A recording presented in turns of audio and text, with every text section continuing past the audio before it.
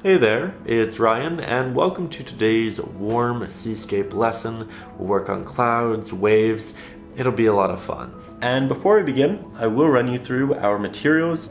I will be personally working with pigments from Winsor & Newton with my brush set. It is a 5-piece brush set, and I use it for all the lessons here on the channel. With that, I will be working on an 8x10 inch canvas. I have a small dish of water and some paper towel to wipe off all of my excess water and pigment. Now, if you're looking at the image and you're thinking, oh no, I'm not great at drawing, don't worry, I also have the traceable up over on Patreon, so you will get the perspective, the sizing, the details, all of that just right. And up there you can also get things like the reference photos, bonus lessons, we do art critiques, and you can also get my ebooks, which include acrylics for beginners. So if you're interested, check it out, but those are the materials and we are about to get started. We're going to begin here today by taking a 1-inch flat-headed brush and dipping the bottom third of it into a little bit of water. This is just going to help keep our paint wet for a little bit longer. Then we'll head over to our palette and we'll grab an abundance of titanium white, about half that in our ultramarine blue and maybe a sixth that in our titanium white. We'll mix up this fairly neutral blue. This would be great for the middle of our sky.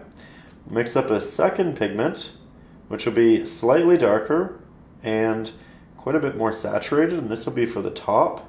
We essentially want there to be a gradient in our sky, with the top of it being the most blue, the most saturated, and then we'll progressively work our way down to the bottom, which will have a lot more titanium white.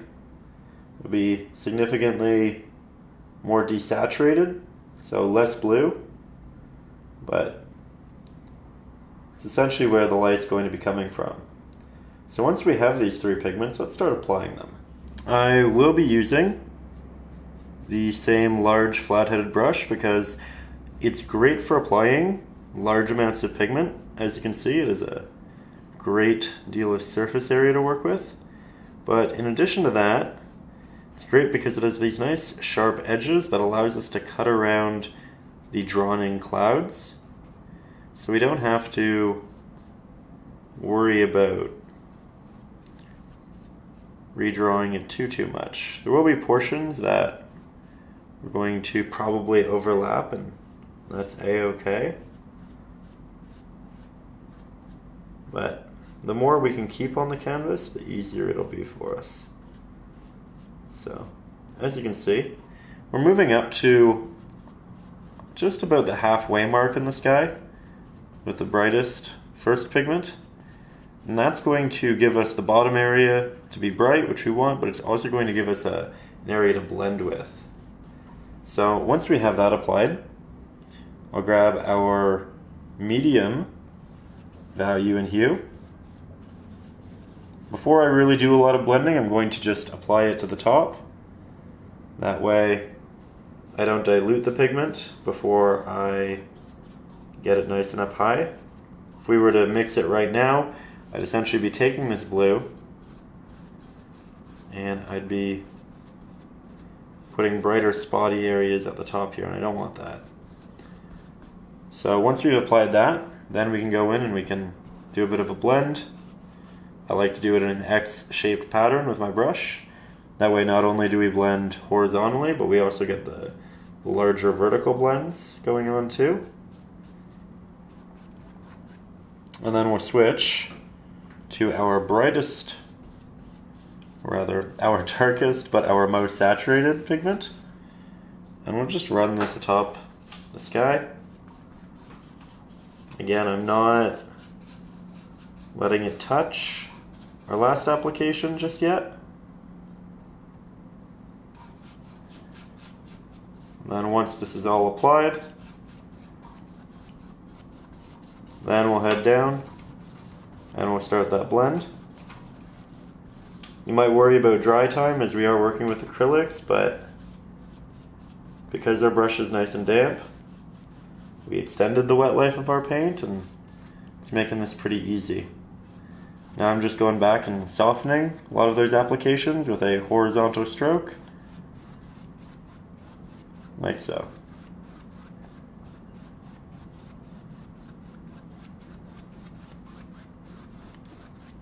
Now I've cleaned my brush and went in, did a little bit of a sketch around our clouds just to reestablish form.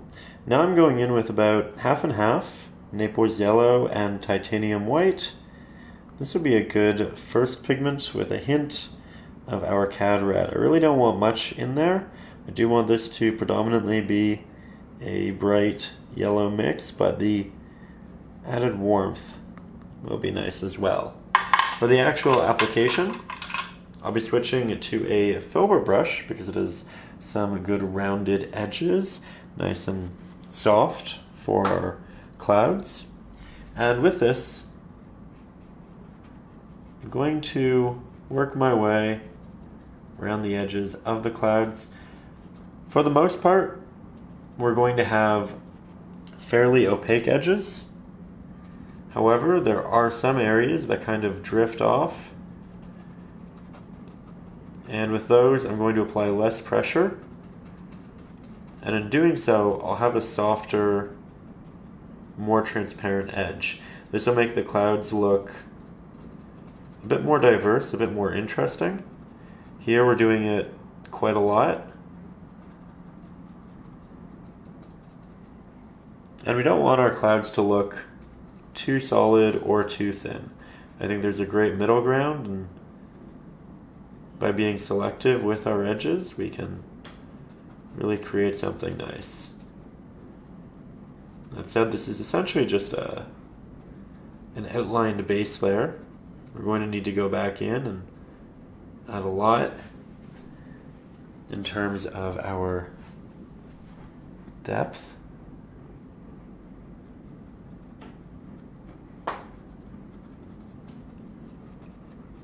Work this down here. I'm going to go back and just be a bit more playful with the edges so that it isn't something particularly straight or easily just visually recognizable. We want to make this feel unique, and here we can have some little clouds that just go out into the negative space that is our sky.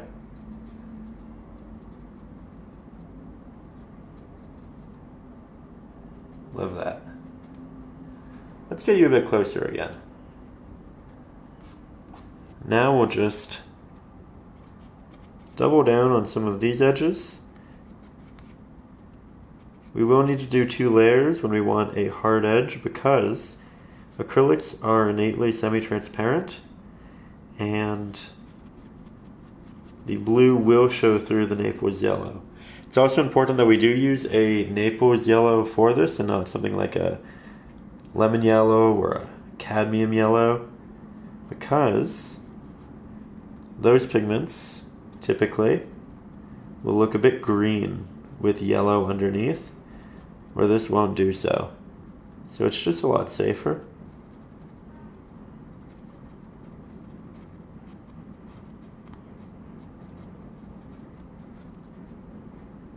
There we go. Couple protruding areas. Try to make them each unique. We don't want them to look the exact same. And I am following the reference photo for the most part, but I'm also interjecting artistic liberties to hopefully, potentially, make the painting a little bit better. Now, the more we do things, the better we get at them, and therefore, also the faster we get at doing them. So now, I'm going to just take this and run it fairly loosely along here. A lot of this is going to actually be a bit of a darker hue, but we can just overlap it later when we want to. Right now we'll just build up some highlight, create some unique edges. Trying to be somewhat loose. That way I don't do the same thing over and over again unintentionally. And then we're also going to take this in between these 2 clouds build up a real highlight for the sun, the light that's going to be shining through in between them. But there's still a cloud in the background. And this will essentially just visually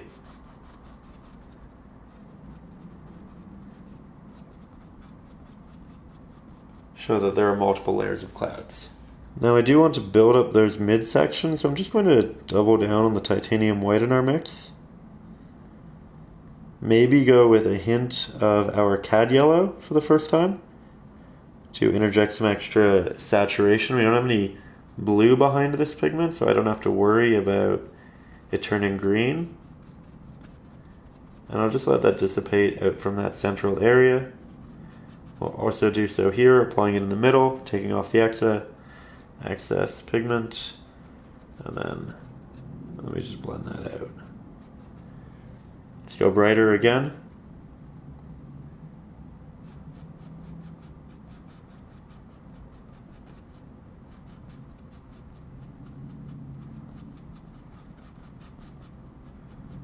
Just let it blend. Now from there, we're going to start building some depth, and we'll do so by rendering a fairly desaturated orange. So here, I'm going to start with about equal mixture, cadmium red and cadmium yellow. Then we'll need to interject some Mars black and titanium white to take down that saturation. And as you can see, we get something pretty earthy initially, but we can continue turning that into more of a gray by adding more. I'm going to double down on the red so that the yellow in the mix doesn't work with the black to make it more of a green. So it'll probably be a bit red heavy, and I'm mixing a lot of it. You can see it's starting to take a big portion of the palette. It's very intentional because we want to do a lot with it. It's starting to turn into a really nice color. Not too flashy, but warm, and I think it'll go well. So, do a little test. Go in with the filbert brush. Going to put this more so in the middle. Grab our Naples yellow. Create some in-between pigments, which could have a bit more saturation.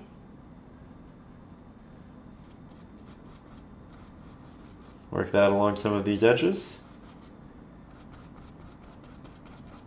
Then we'll just start blending it all together.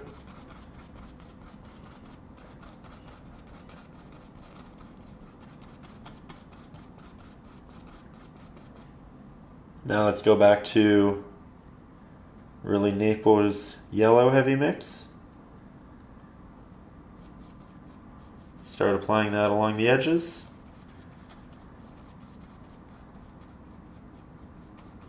Blending it.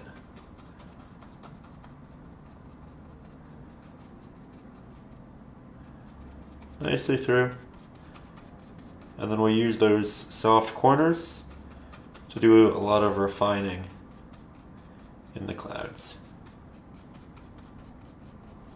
Now I moved you just so that my hand didn't really get in the way too much. But here we're applying additional light to the edges and working that back in. Lots of soft little strokes, but if you keep the brush strokes in there, it can just look like volume within the cloud, so it's not inherently a bad thing. It's more about personal preference, how smooth, soft, voluminous you want the clouds to look. On this top area, I think we're close to getting it right. We just need a bit more of a transition.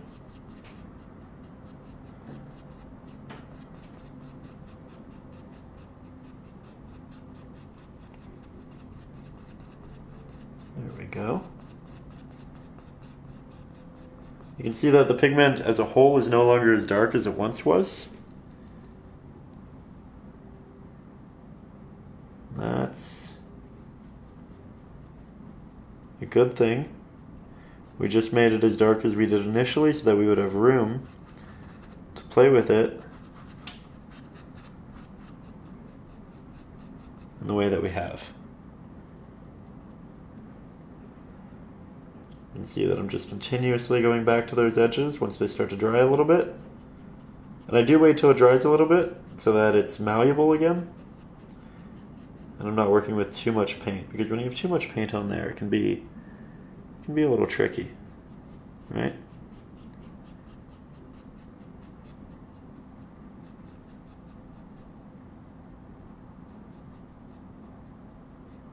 There we go.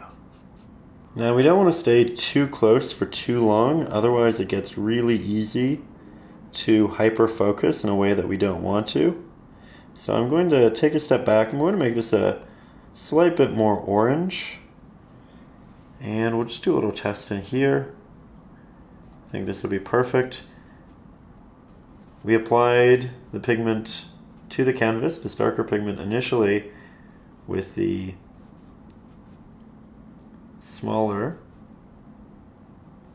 brush, but I'm doing the first part here just because we know what we want. We've had a little bit of practice. And I think I will just try to make this slightly more orange than I had in the past. Still predominantly Naples yellow and titanium white heavy, but there we go. We can't drift too far away from where we were because we need it over on this side. We can just interject it on this side, but we do want to be careful that we're still making it cohesive.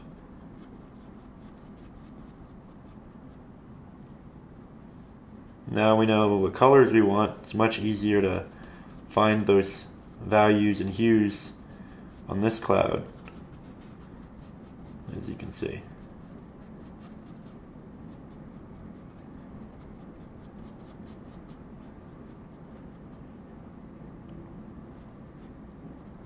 There we go. Back to our brighter pigments.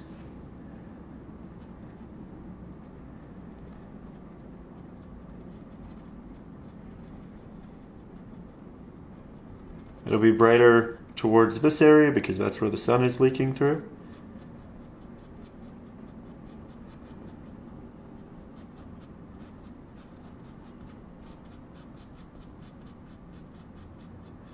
There's just a lot of refinement. Going back, the taps, the drags, they all add up. Build us what we really want here. Also extending the cloud out farther than it was as you progress, as we get a better idea of its form in general.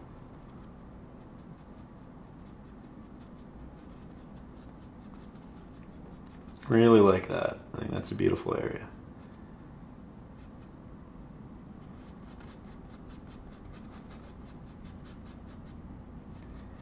And we'll bring these highlights down into the bright areas that we have as well. Rebuild them. Okay, now we'll take a step back and we'll just redeliver some of that highlight towards our edges so that it's nice and wet. And then we'll go in with a more brown hue, akin to what we've been using. We'll just layer that right below and behind. Start some of those blends. And here, of course, we have these larger clouds working around that open light.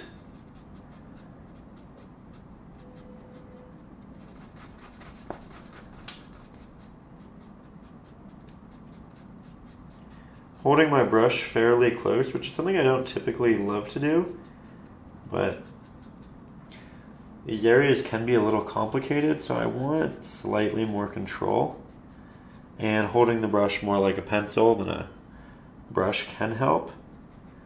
Where out here, maybe we'll swap to what's more traditionally known as a correct holding of the brush. But I'm a big believer that you should make art in whichever way you love, whichever way makes you comfortable. It is your creative process after all, and your art. There are ideas, there are commonalities among how people paint that I think can help, and interjecting those and trying them out is great, but don't ever feel like you have to create in a specific way just because other people do that, right? I think there are good reasons for holding the brush in both ways.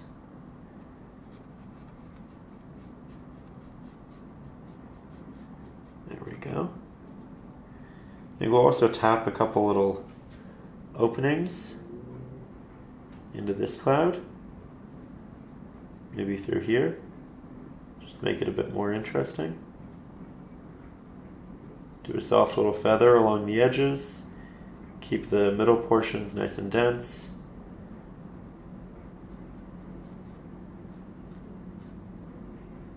That work in unique ways. I think that actually adds a lot to it.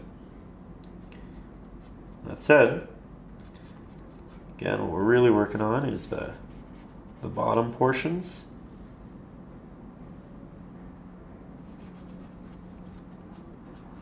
Right now, anyway.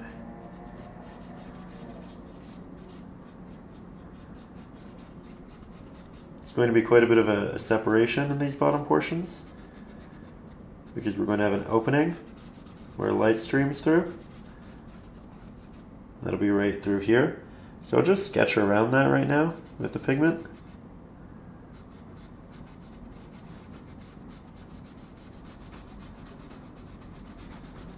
And we're going to diversify our palette quite dramatically in the very near future.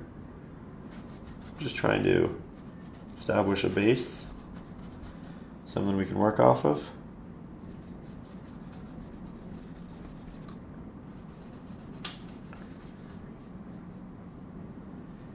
And over here, I have a much darker bottom to our cloud. So I'm grabbing the darkest of our current mixtures.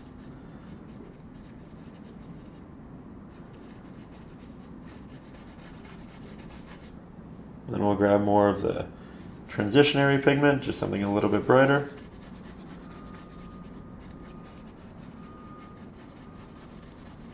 And work that up into our softer pigments. Do some blends while it's all still wet.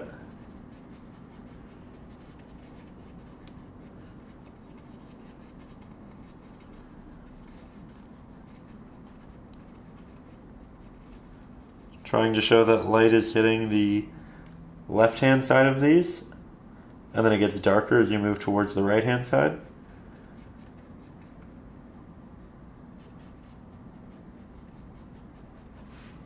Now, as I mentioned, right through here we're going to have some sun shining through. So just apply some thick pigment. Create a sharper top to it, but then allow it to blend to the left and right softly. So we have a transition on the left and right, where on the top we have a hard edge. We'll change these colors, we'll brighten them, but we're just establishing the start. I think we'll do so with a bit more orange, just so we remember that this is an area that can be bright and saturated.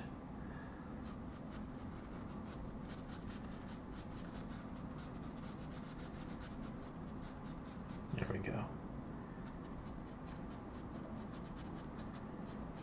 You can see the more we work this, the more that form starts to come together and we get something pretty cool. Now we'll step back yet again.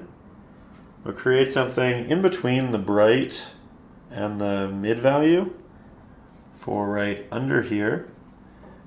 And we want this to be pretty sharp, so I'm not going for soft blends right now. I'm just trying to create unique little divots under the cloud, because this cloud is a lot closer to us than what I'm currently painting. What I'm currently painting is farther away, it has more light, it can even blend and bleed into what we have over here. And then under it, this layer of brighter clouds is going to be another set of clouds. And those will be in between this and this. So we have our mid value, we have our dark value, we're kind of blending them together. I don't want this to be as dark as what we have up here, but I do want it to be darker than what we have here.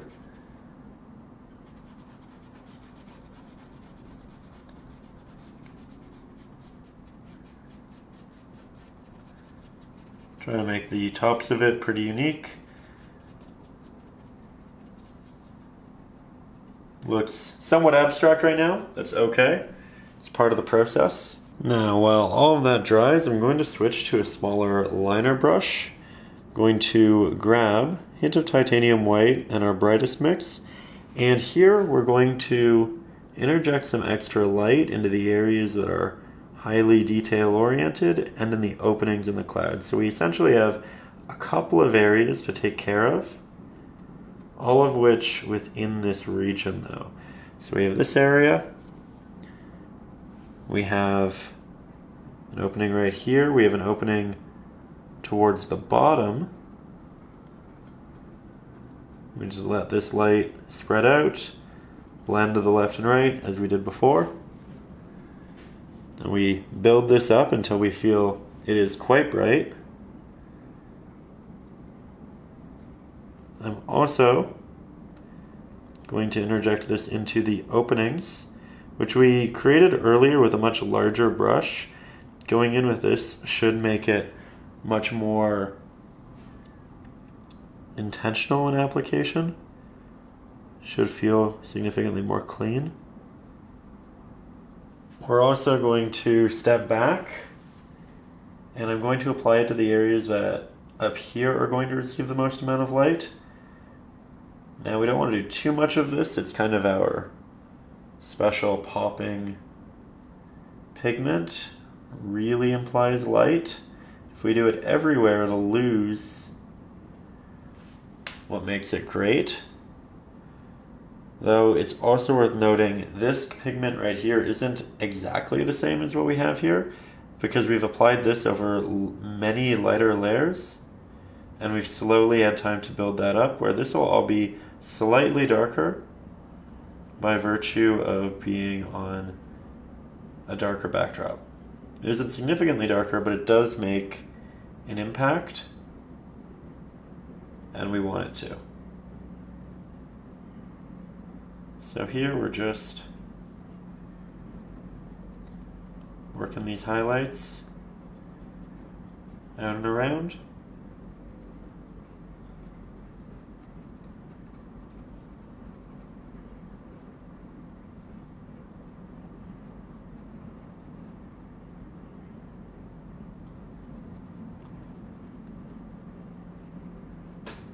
Creating breakups in the clouds.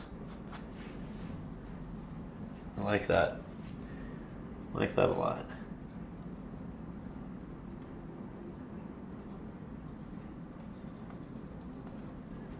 Now I'll make a fairly bold move. I'm going to use the same brush. You can use whichever brush you are comfortable with. I think I'd also recommend using the filbert, maybe the smaller flathead. But I'm going to take this pigment, I'm going to make it very watery, almost like it's watercolor. Going to start in here, and I'm going to create some rays of light that shine out. I'm going to try to soften the edges, which is why using the filbert brush might be great, because it has those soft edges. I just like the added little bit of control that this offers me, just being so small. The light needs to be brightest closer to the actual cloud. and then it'll dissipate as we get farther out. We're essentially doing a little bit of a glaze in theory, though a glaze shouldn't change the value dramatically. It shouldn't be added typically for the alteration of form, where we are altering form to a point here. You can see that I'm just going back many a time, building it up layer after layer, not going in with a lot at once, trying to be much more intentional with that progression as a whole.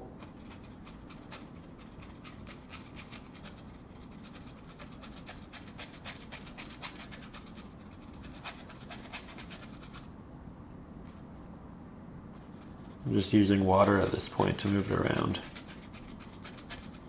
Trying not to do finger painting, because when we do, we add oils to the canvas from our hands, and those can make it difficult to blend with water on top after.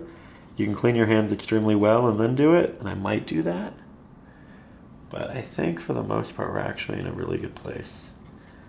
Just have that light emanate from there. I'm really just trying to have it work out from all sides.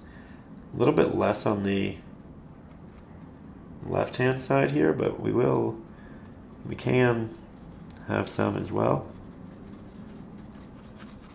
Have it just work its way up from behind these clouds. Very soft, very subtle.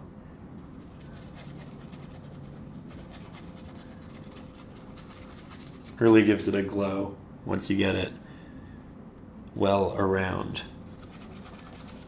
the painting.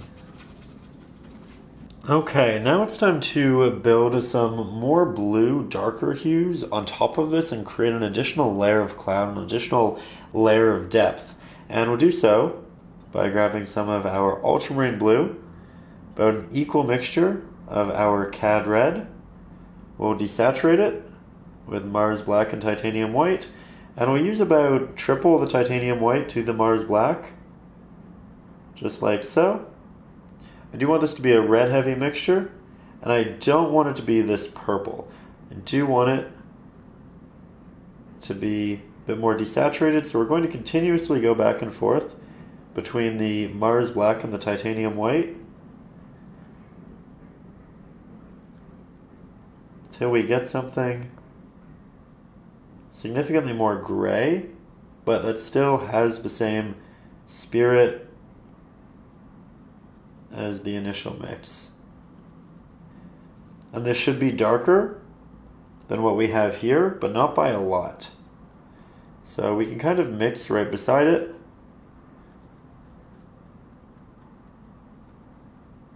This might be it. So with that, let's give it a try. We switch over to our filbert brush so we get the nice rounded edges. And with this, I think we'll actually begin over on the right hand side, because this is the easiest area to fix if we don't like it. I'm going to start working this up around the clouds. The bottom is going to be pretty definitive, right? It's a bit sharper, it's nice and easy.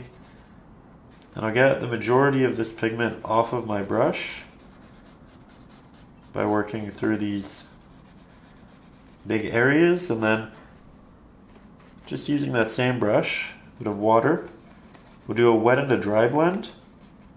So I'm using the corner, the soft corner of the brush, and I'm just working my way up into the clouds, in between the protruding pieces. And again, this is a wet and a dry mix, meaning that our previous layer is fully dry, and we're getting more of an optical blend than a physical one. We're not really blending with the last layer, we're just progressively letting the paint run out with the water as we work into our more highlighted areas.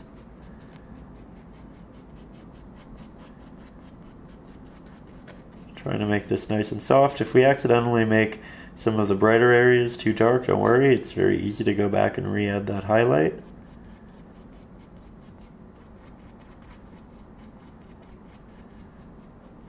There we go.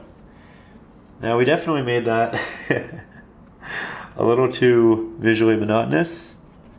So I am going to go back in with some of those highlights and just rebuild those protruding areas.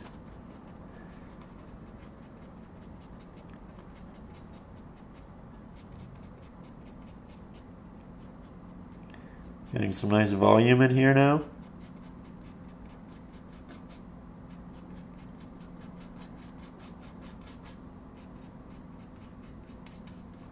I think this will look really nice when we take some steps back. We can even go back in with a darker hue and work that back up till we get exactly what we want. Now that we've had some practice, we can start implementing that over here. I'm going to start towards the top because it's farthest away from the light. And then I'll just slowly work my way down. I'm going to grab some extra water for the brush. That way we don't have a chalky edge or a toothy edge. We can also do some little taps to show that there are more dense clouds that are thick, that kind of protrude. And here as we get towards the bottom, you see it really runs out. And we just end up with this really beautiful change in hues. We'll do another over here. Kind of want more practice before I go into the big one. It's kind of the star of the show, right?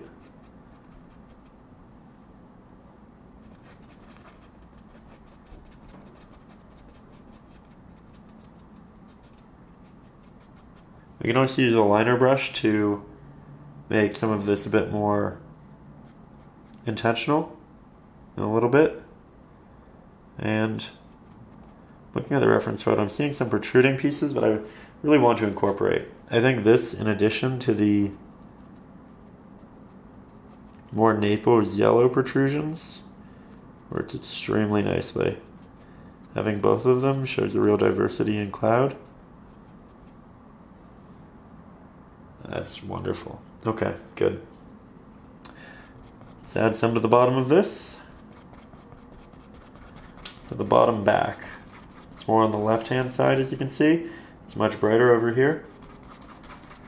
And then it'll actually extend into its own form, which protrudes. Just softening edges. Going to grab some water from my brush.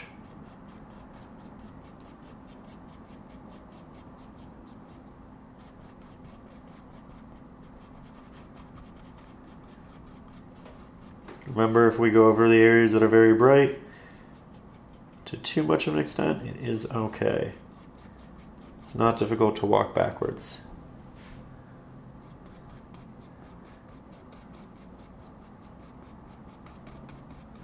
You can add a lot of this to dramatically impact that contrast, or you can add just a little bit for some extra depth and color. That said, we've been working very close for quite some time, and I think as soon as I'm done with this little area, I'm going to take some steps back. Just want to make sure that this is a smooth transition. Okay, and now we'll take a bit more of that. I think I'll make it quite watery though. And we'll just move this into the bottom, through the middle, and connect it to the other side. We'll also run it over all of the clouds that'll be at the bottom as well. So things should start to look quite cohesive.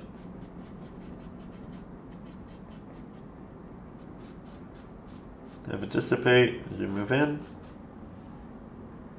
We can double up on the areas that should be darker.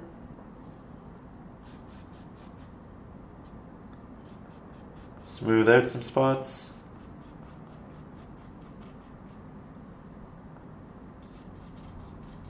I think this could just be more opaque in the centers. We still want the edges to be a bit more whimsy,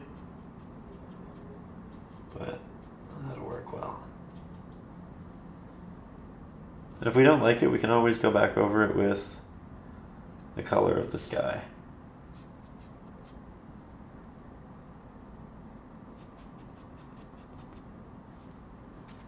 I think we'll grab some of our Naples yellow mix and just create a nice transition down here.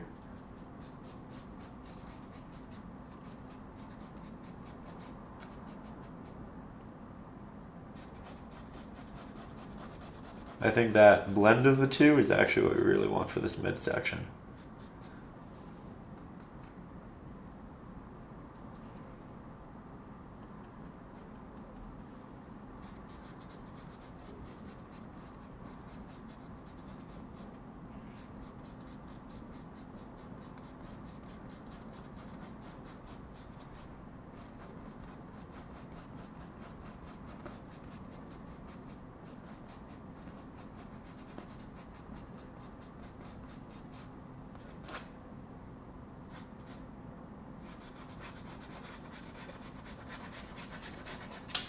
Now, something I really want to try is just taking a little bit of watery Naples yellow mix, applying it underneath some of these wispy dark clouds, as if the light is highlighting the base of them and just working its way up. I don't know that this will look good, I don't know if it'll work, but you have the benefit of watching me do it, and then we get to see from there. I do think it's important, though, to take these chances to just attempt to learn something in painting. Often a lesson is much more valuable than a painting itself, right? Because even if you completely ruin the painting, even if you can't come back from it, you now definitively know something about the art of painting, and you can ensure that for all of your future paintings that is something you know, right? So we'll just see here. It's very watery, my mix, which means we won't really know what it looks like until it starts drying, because when it's watery, it's semi-transparent, and we just don't have the best understanding of what it really looks like. I think I like that. I think I like it a lot. It's similar to essentially doing... Oh. Sorry, I should probably turn my phone notifications off. It's very similar to what we're doing right here. Now we'll take this step back, and the more we do here, the more I realize I want to really double down on the light that we have coming out of the painting. So I'm going to mix up a nice orange here, titanium white, cad yellow, cad red. I'll start right in the actual light. And I can tell my brush has a bit too much red on it, so I just took that off. Now I'll head back. I think the mix could be brighter. Doubling down on our titanium white.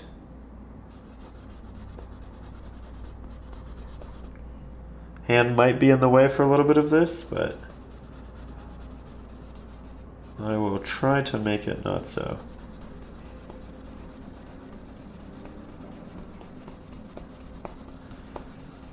Working out in this direction, but my brush is moving in circular strokes, and I am just using the corner.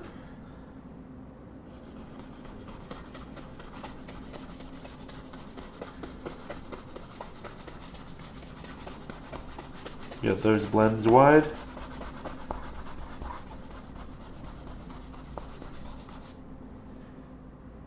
Ooh, I like that a lot. Okay, very good.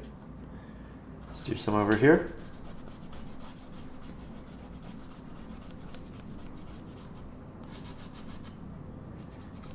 Again, avoid the finger unless it's extremely clean.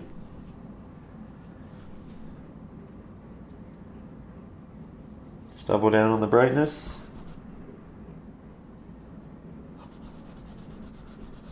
Especially through the center. I think the first application was very hue heavy when it probably should have just leaned a bit more into the titanium white. That's okay because we can just go in right now and build that up.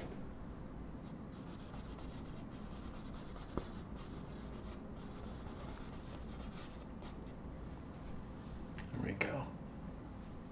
Much stronger. I do want to brighten this up, but I can tell that there's a lot of water on there right now. If I try to go in, I'll probably just rip a lot of paint off. So I don't want to go in with anything too wet. Yeah. We're going to let that dry. In the meantime, I'll probably just take some more of that Naples yellow mix. Create a bit of a larger cloud over here to the right.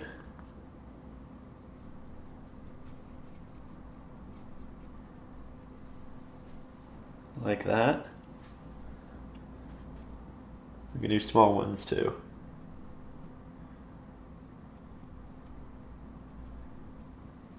Switch on over to the liner.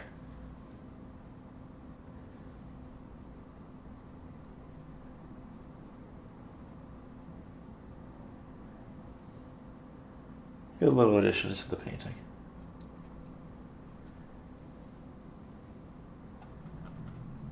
That said, this is starting to come along quite nicely. Okay, now what I'd like to do is take a little bit of our titanium white, hint of our Naples yellow, cad yellow, and cad red. We're just using the smallest amount of each of these possible.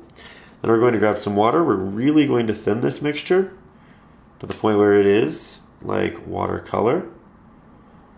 And then I'm going to apply it initially right here, closest to this light source, and I'm just going to softly move it up and around our clouds. This is just going to give us a bit of a glow, make it look like that light is really working around and through the surrounding subjects.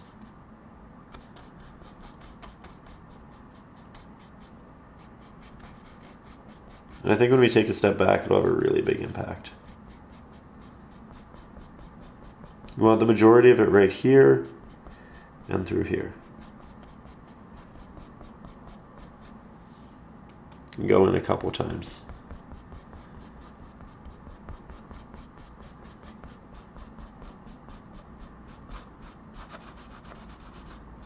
Also adding a bit of that highlight right under this. That way it looks like the light is also moving in between the clouds. Okay, so taking quite a few steps back, trying to look at this from about 6 feet away just so I can see it as a whole. And I think I really like the addition of light through here. It makes the eye go and stick right where we want it. I think it creates a lot of depth within the clouds. I don't think we need any more. I might add just a hint of additional titanium white with the Naples yellow. More titanium white than before though. And I might just add that right here, and right here. It's already incredibly bright, so I don't know that I'm doing all that much, but I am trying to make this, that, and there the absolute brightest and then have it work its way out. I think I love it. As you can see, I did a bit of refinement with these clouds just using the smaller liner brush, and I also played with that a little bit, but it was really just doing more of the same and spending additional time in those areas. That said, I think at this point we are going to take some painter's tape, mask the bottom here once this fully dries. That way we can cut a clean line across for the water, which is our next step. You know, I said that, but I was looking at it and I think I do want slightly more light through here. It's a great hue, but I think it could have slightly more of a brighter value right there because I do want the value to change from here to here. I want it to slowly get a little bit darker, and I like this as a darker hue, but I do think it needs to be brighter close up. So I'm going to grab some Naples yellow, titanium white. We're not going for anything close to as bright as what we have there because again, that needs to stay individually the brightest portion, but I will also add some orange in the form of our 2 cadmiums. Going to try to paint this without covering any of the camera sighting. We're going to work it closest to the clouds,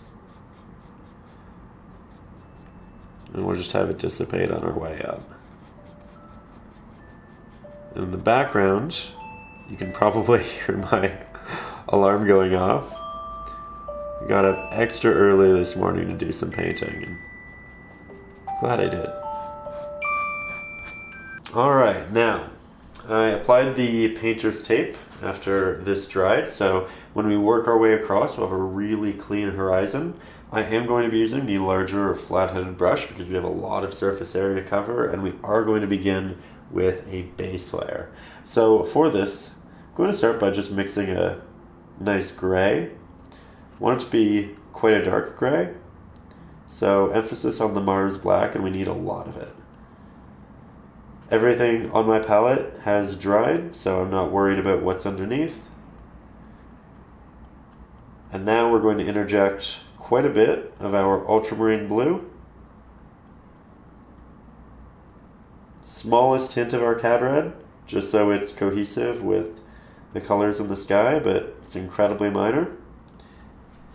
And now we'll start applying this on that horizon line.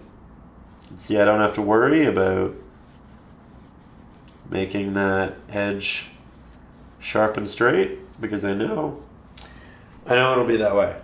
So from there, we're going to make this mixture a bit brighter. Interject some titanium white. We're still working on the darker base layer, but as we move forward, it can look a little bit brighter. And I'm going to work behind this wave that I've drawn in. So I'm just going to sketch this first. I have fresh paint and my brush is a little bit damp because that's when it's easiest to render these intentional markings. And then I'll work my way up. I'm not trying to really scrape the canvas too much. I'm just moving around the excess pigment. And then eventually we'll work our way into the first application. We get a nice soft blend, and we want to do 2 applications because acrylics are innately quite thin, right? So we want to build it up. Going to something a little bit brighter here, but it's not going to be as bright as it is on the palette because of course it is mixing with that which is already wet and on the canvas. And we'll go darker and more rich for the top.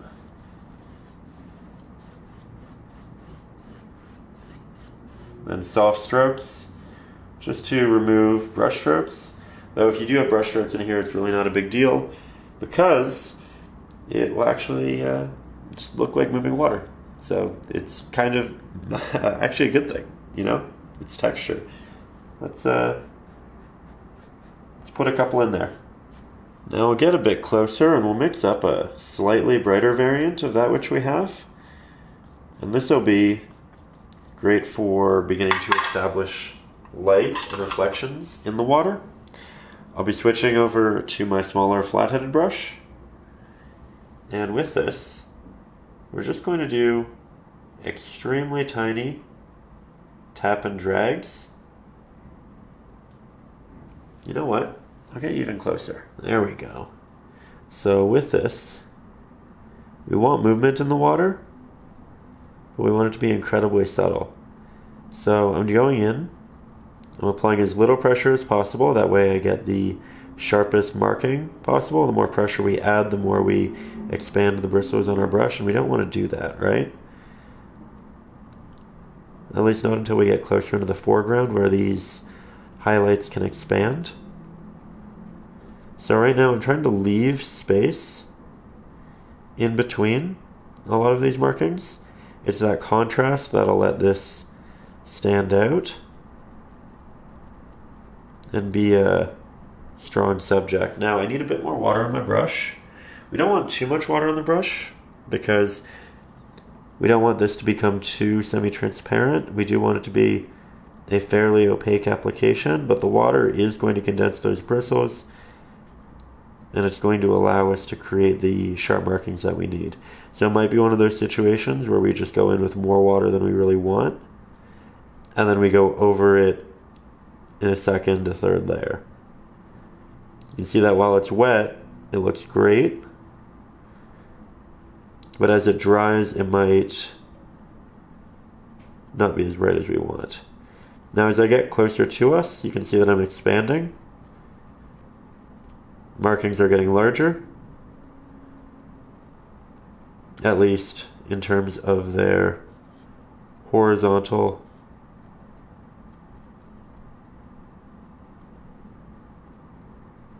length. And that's something we want to continue to foster as we move forward. You can see that sometimes they connect. Let's grab more of this pigment, go back up to the top, do some taps, and much like everything else, the more of this you do, the better at it you will get.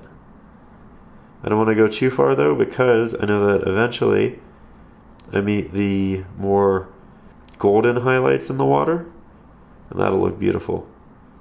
But right now we're just putting on the base layer of our detail. And once we get to here, it can start to get pretty big.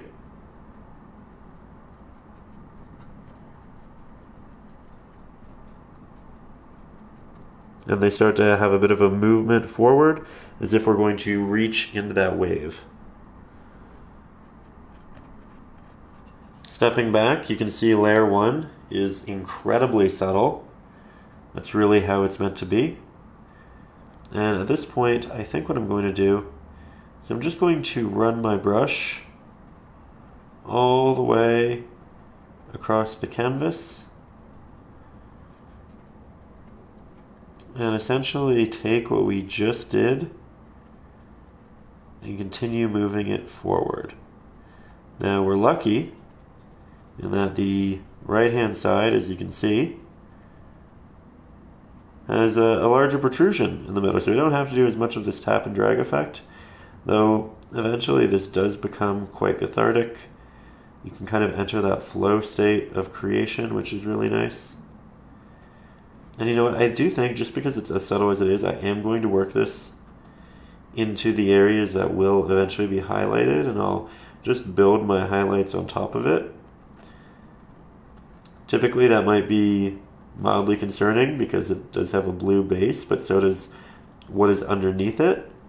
So we were going to have to work around rendering unintentional greens anyway. And this will just give us a brighter base to build on, which is nice.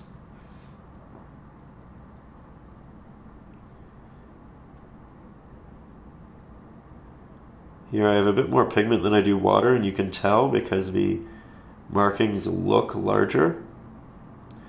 They look more prominent, they look brighter. I actually like this a lot. This really is one of those processes where we're just going to go back and forth many a time and build it up.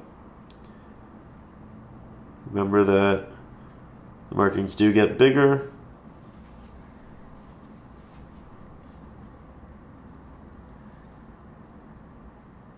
And typically I like to do these videos in as real time as I can. I don't speed anything up, and I like to show you the entirety of the process. However, if I were to do so with all of the tapping markings for this layer and our 3 to 4 layers that come after it, I think I'd probably add an extra hour and a half to the video, and it would really just be more of this. So for the sake of your time, I think I'm going to personally just finish doing all of these little taps, and then we'll move into the next step together. But remember, as we get towards the bottom, it gets larger, and eventually we move into something that is a bit more of a line like that as it finds and moves with the wave, right? So I'm just going to finish this up, and I'll see you in a second. Well, it will likely be 30 minutes my time. Alright, now I noted that I was going to go ahead and just finish all of this before we move to the next step together, but I took off the tape and I let that first layer dry, and as you can see, almost all of it just disappeared within the painting. And I wasn't sure how well it showed up on the video footage before, so I thought we'd just do a slightly brighter application together, make sure that you really can see the progression of the applications. And again, in the back, it's this very subtle tap. And then once we're, half a centimeter down, we'll start incorporating more of a horizontal movement. We'll just make that a hint larger than it was. We're not going for a dramatic change. We want this all to be as gradual as possible. But now, yet again, I move down, and with said movement comes more elongated markings. And I'm just focusing on this area right now, but that's just to make this a bit of an easier process.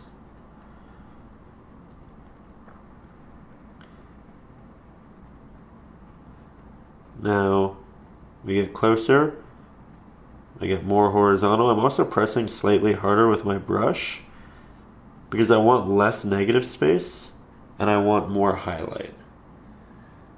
So we're avoiding some contrast for the sake of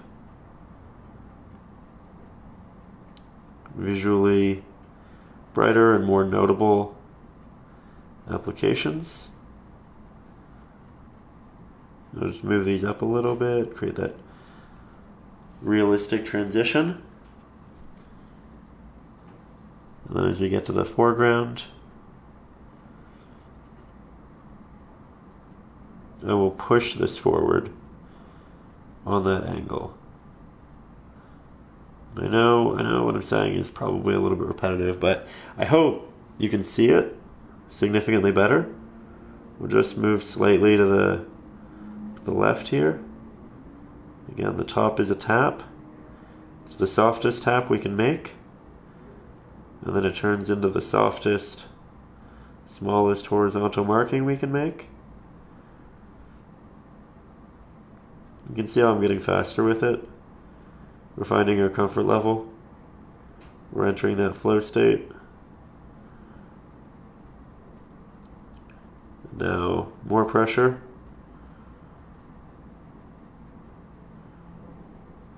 Very good. Very, very good. When I do little portions like this, I typically like to put on music in the background, or a documentary, a film. Something that, builds the atmosphere of the piece. That way I can Let me just make sure that my mind's in the right place and I'm building it up in all of the ways that it can be. Sometimes when I do these lessons too, because I can't listen to music while I do this because I'm instructing, I'll kind of do a pass at the end where I'll spend 25, 30 minutes where I'll put on some music or a film that really just fits the feel of it. And I'll paint and I'll add width into that. And I find that's quite nice. But this this weekend, it is the Olympia weekend. And if any of you are big fans of bodybuilding, it's essentially the Super Bowl weekend for all of that. And I'm in the background just kind of watching to see my favorite competitor, Chris Bumstead, take the 5th title. He's a fellow Canadian, which I love. And he's also just such a humble, down-to-earth person. Not afraid to laugh at himself or just be honest. And I love that. But it's funny painting, watching these incredible physiques and posing to working on some little waves. So it doesn't always have to be an atmospheric match. What I will say is it's very inspiring. And we can transfer inspiration, right? There's a word for it. I can't remember the word. But it's where you have an affinity for highly talented people. And it doesn't really matter what the talent lies in. It's just it's a love and respect for seeing greatness. Things achieved at a high level. If you know the word, let me know, because I'd love to remember it. But I think it's one of those things where I'm watching that and I'm somehow finding inspiration in art just to do the best I can, right? That said, again, this is going to take quite some time. So I'm going to apply this all the way across, and then we'll catch up from there. So as you can see, I've brought that over here and down to about that same point, but I'm yet to do this portion, and that's because I wanted to do that with you, in that we're going to continue to make our strokes larger. However, we're not just making them larger. We're going to start, again, dipping down with a bit of a slant. So it's always moving like this into the larger wave. I'm pressing harder with my brush. I'm leaving more of an opening in between my markings. I'm connecting a few of them, but not all of them. And this is going to make the water look quite close to us. Like so.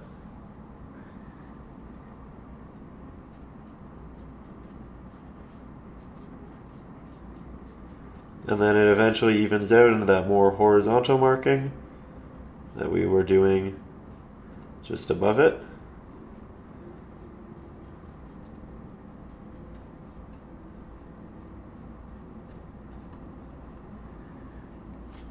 We're going to add highlights and different colors. We're really going to build this up, but we need a strong foundation of applications and line work. And that's essentially just what we're doing right now.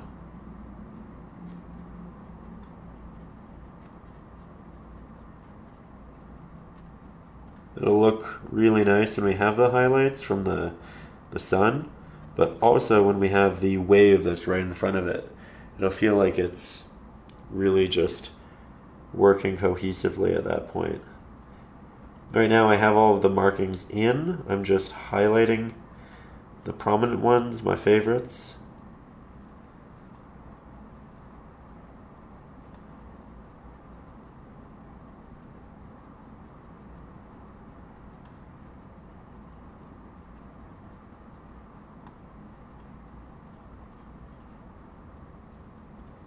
Now, there are definitely additional highlights to be added through here as well as shadows, but right now we need to focus on the primary warmth that comes from here and here, as that's really going to dictate how bright the other blues can be. So, we'll start by grabbing some of our Naples yellow, our cadmium yellow, hint of our cad red, and we really want to render something quite similar to the highlights, the warm highlights that we have through there. And I want it to be slightly more red heavy than our previous mix because we're applying this directly over the blue and we don't want it to render too much of a green, right? So I'm also going to throw in some titanium white, thicken it up dramatically. It will take it to a less saturated place, but that's okay. We can always re-interject saturation later on. And I'm going to mix up a good amount of it because we do have a lot of surface area to cover. We'll switch on over to our liner brush. Make sure it's nice and damp. And then we'll essentially go in with a very similar application style where in the background it's taps. In the middle portion it's lines, and then as we get close to us, we can even work this over our previous highlights, and we probably should prioritize that. But you can see that we start moving into the more connected wave portions that have that slope to them, that lead into our first wave. So let's get you closer and we'll tie it all together. So here we are.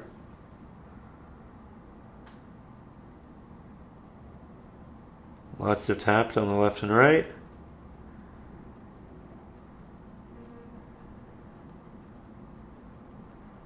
Slowly expanding. I am moving out side of the more densely populated central section, and in doing so I'm trying to create larger openings because we still want there to be some sheen adjacent, but it can't be as compact and as dramatic, right? We're going to grab some extra water, wipe off the excess, grab the additional pigment.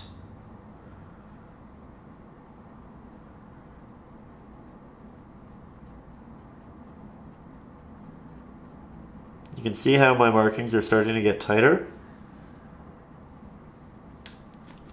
Let's take a break from that area just while it dries because I can tell there's a bit of a buildup of water. It's making it difficult to work on. So we'll just go over here. There's a lot of light coming from this area.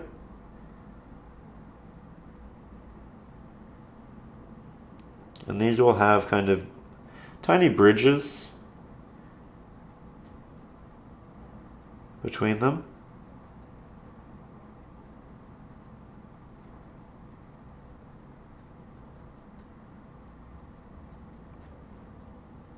So little taps in between. Then we're getting closer to that actual wave. So we add in that slant. It's a good start. Let's grab more of that paint. Double down on some of our favorite applications, make them a bit more thick.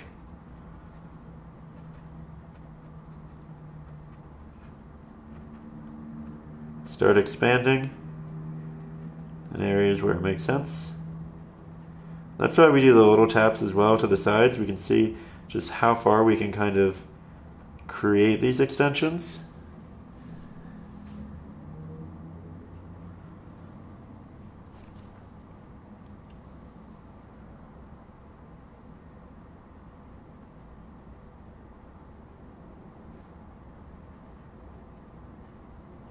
Love that.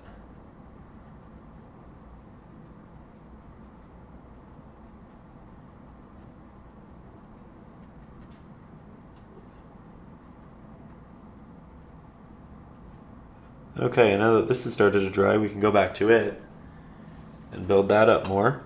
We are in this place where we're using a lot of water to condense those bristles to get these sharp markings, and as we talked about, that does come at a cost of just having to do more layers to build it up. When you do that, you do need to be careful that you're not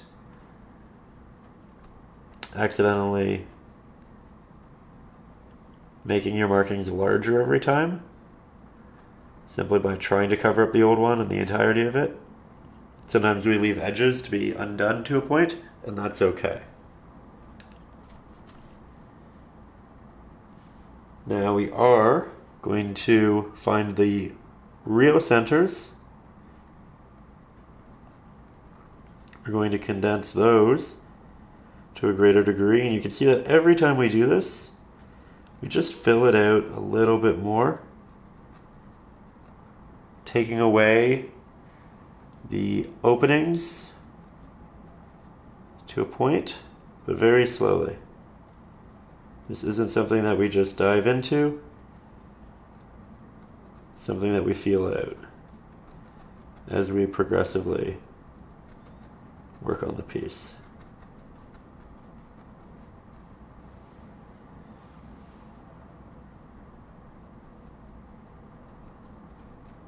And I think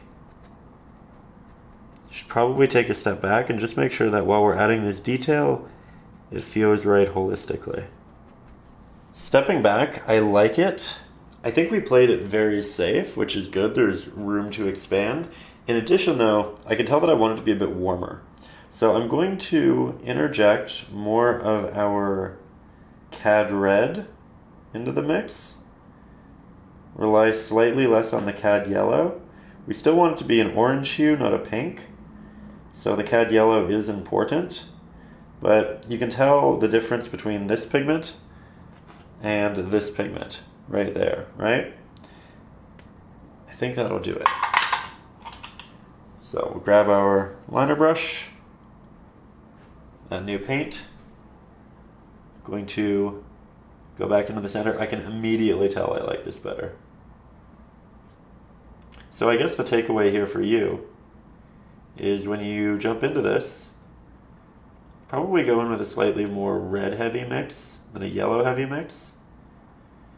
It makes sense because we were layering a yellow heavy mix over a blue, which does lean green, and I'm okay with that to a point because we do have yellows and greens in the sky, be it the greens are very subtle. However, this is something that's just a bit safer for rendering a warm looking reflection, and that's very much the goal here, right? So I think this is quite ideal. I've got a pretty watery mix, so you can see I'm working that in between.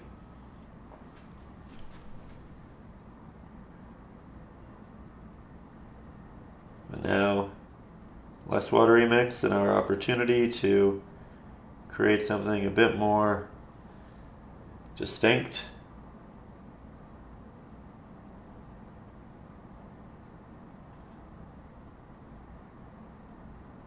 Really trying to get this central portion nice and opaque.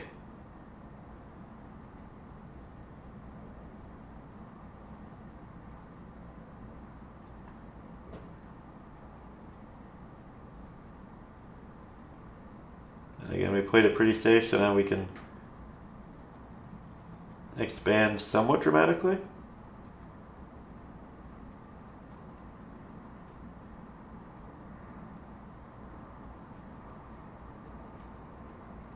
You can see we're just stretching with the very watery applications once we've used the majority of our pigment. I think I'm going to extend this pretty dramatically. I can see it in the reference photo. There's essentially a mini wave here, and the water is going up with the wave, right? And then it comes back down. But it going up means that that area is rising, it's thin, it can catch light can move through it, and therefore, I'll just get the majority of the pigment off right here, and then I'll use the excess to instill the idea of this little wave in the background. And I think can tell there are actually a couple in the reference photo. We can do a bit more of that right here.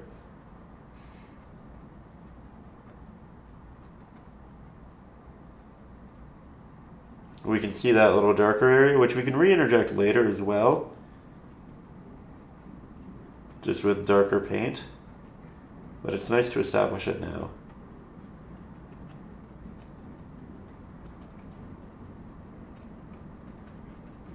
And now we're back to getting closer. I'm going to make my mix a bit brighter, make it nice and thick, and then I'm going to apply that again to the center area. Build that up, predominantly towards the back initially. We're going to lose a lot of detail, but that's good because it looks like the light is really shining, all-encompassing, dramatic. And then we're still expanding it as we move down and forward. But we're going to be much more intentional with those markings. Going over my previous ones, making them each brighter, making them each a bit more thick.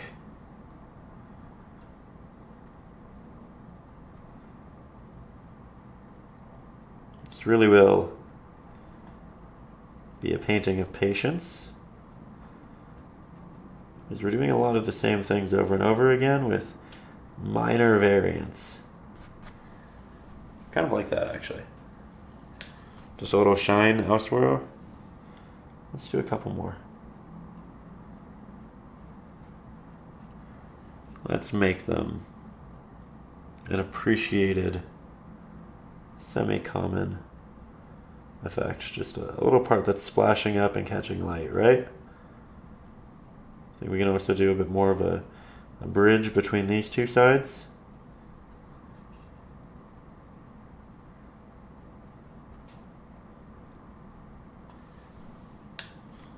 Go brighter.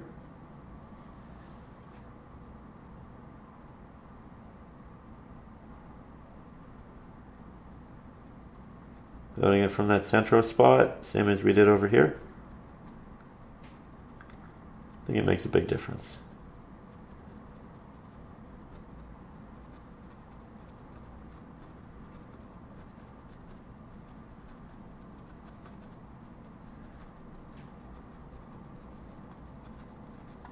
Okay, now, love this. I think it's time to brighten the areas adjacent to it.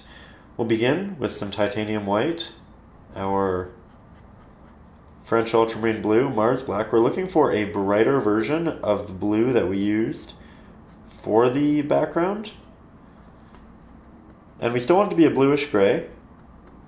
So titanium white and Mars black are going to be the primary pigments. It's just going to have a touch of our blue as well. It will go slightly darker, but we're almost there. And this should be it. Now we'll switch to our liner brush, make that nice and damp. And the goal here, just going to lean on the pole here. The goal here is to essentially go over our pre-existing highlights with these new highlights, intermix them with the golden highlights that we have, but we are essentially brightening choice areas, and I want to do so predominantly closer to us, because we'll see that sheen on the water to a greater degree. I might even be able to go brighter.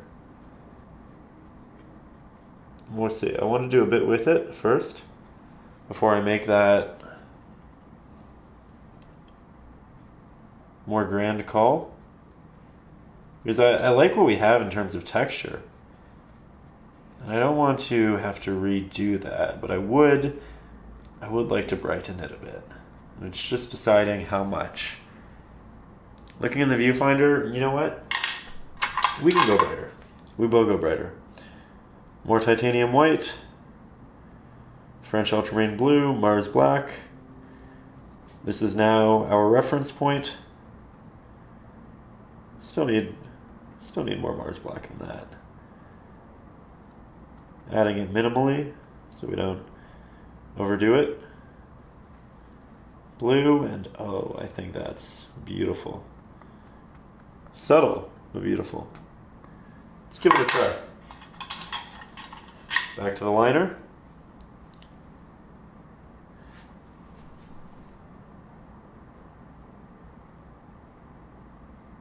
Value-wise, it's a lot closer, which is great. We don't want it to be as bright as the golds, but we do want it to be comparable.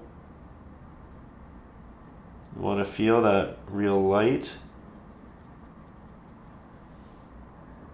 even if it's not direct, because it will fill the atmosphere.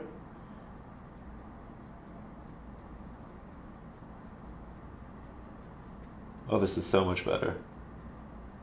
At least up close. You know what I really need to do? I need to take some steps back and make sure that it works cohesively with the rest of the piece.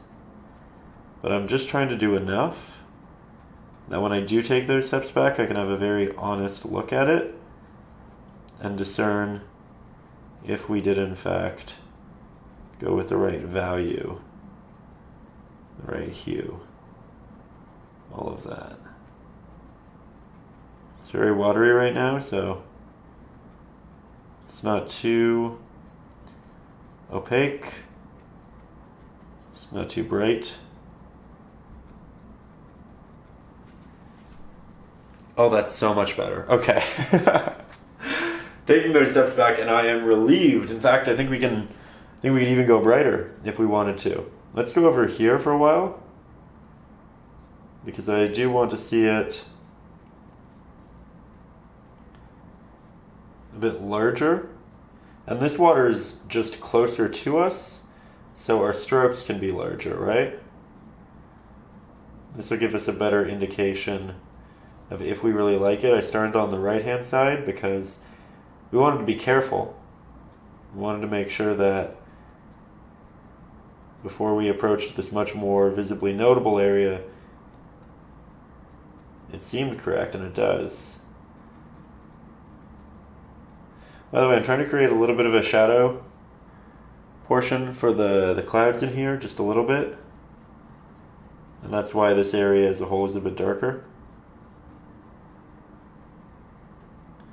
But we won't be by too much. We can always brighten everything else. I think we're finding some good realism here.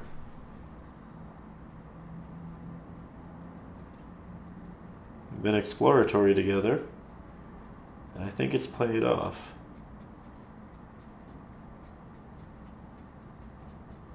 Yeah.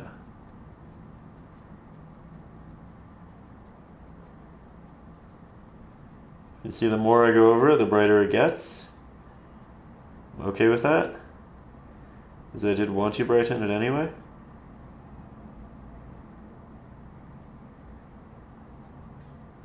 And again, we're really trying to connect it with the golden applications. We're really far from them over here, and therefore this area stands out to a great deal. Let's get you a bit closer to it though. So we'll grab some fresh pigment. We'll do some of those slightly diagonal lines. Move them into horizontal lines.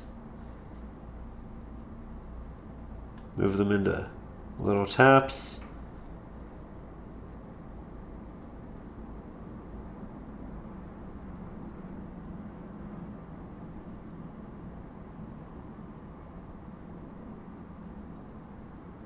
Little dots. Going to keep the edge itself slightly darker just for a vignette effect, and so we can kind of have a cloud from this. A shadow of the cloud, rather.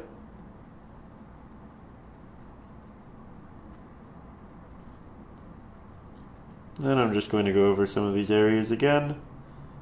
Build them up as we do. Make our highlights brighter, make our edges sharper. Define our spaces.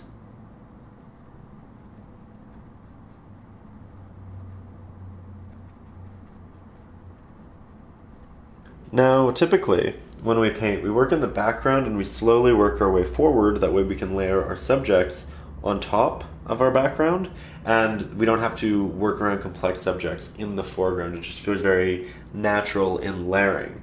However, rather than continuing to proceed through here, we're going to work on the sand first, because we want the sand to extend out into the water, and then we want to paint the water coming over the sand. When we do so, we can make portions of the water semi-transparent, so you see the sand through it, and it'll just create this really nice depth and movement.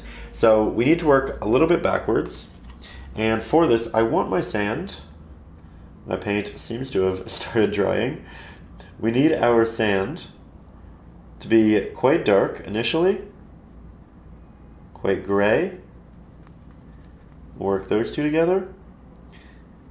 And then we want it to become a bit more brownish green. And we're going to accomplish that by taking our cad yellow, which will turn into a green because of the Mars black. We'll interject a little bit of red, cad red, because that will desaturate the green as they're complementary colors. Just like so. We can add a hint of blue. And all of this really has dried. That's okay though. We can work our way in. Now we have this nice, cool,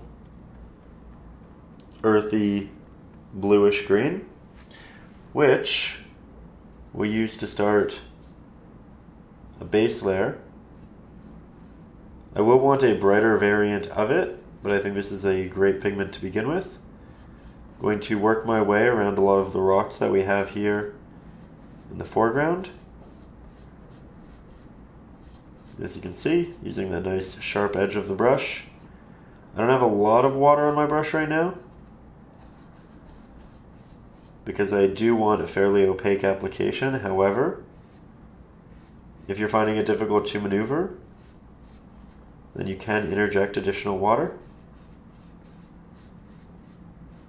And again, the actual water ended right there, but I am bringing this up and higher because I want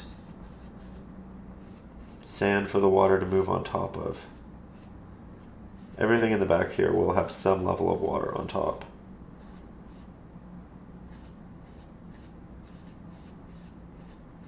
We can even do like a softer blend upwards. That way we don't have a hard edge to work and blend on after.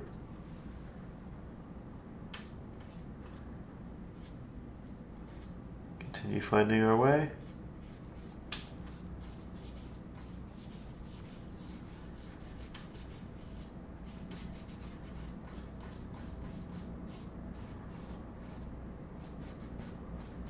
Really can't wait till we get to those reflections. I think that'll be great.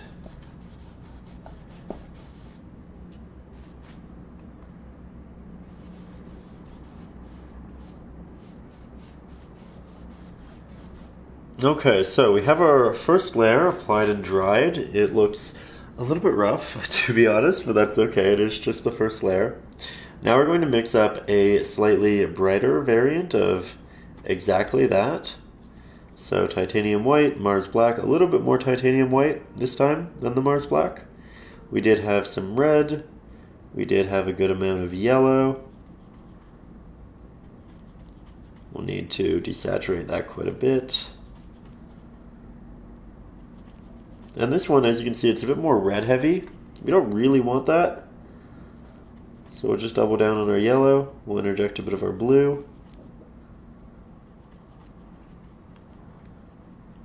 And we'll just work back and forth with these pigments until we get what we really want. And I think we're just about there. So now I'll switch over to my filbert brush because it has that nice rounded edge, great for blending. We'll grab an abundance of this and we'll start applying it right through here. And we'll let the pigment essentially run out as we work our way up. You can see how soft that blend is. It was done simply through the rounded edge of the brush. And the idea here is that the water just gets a little bit darker back there, closer to the water, because it's wet, or it's more wet. So again, I'm just letting it run out. Doing a soft application on the back here, just so it's cohesive, but really not much. Trying to make sure that it doesn't dry with any hard edges.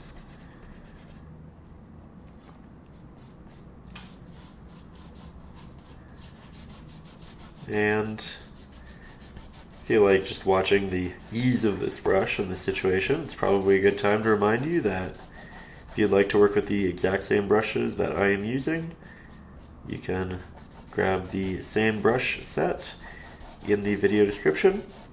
It's the brush set I use for all of the longer acrylic lessons here on the channel, and it's one of those things where once you get it, you don't have to worry about jumping into one of these and not having exactly the right tool. You don't have to second guess if your brush is too big, too small, too stiff, not stiff enough. You know you have the right thing. With that, let's go a little bit brighter. Extra titanium white. We'll add slightly more yellow, slightly more blue. Sorry about that. I think the camera battery just died there. That's okay, we keep multiple for a reason. And with that, I am going to take that new brighter pigment, work that in the same way, closest to us, and I'll just work this up. If we get a bit of a granular look to it, that's also alright, because it is sand and that's a natural visual texture for it. I'm covering up some of the rocks, but that's okay, we can always redraw them back in. I'm gonna make my brush a bit more damp.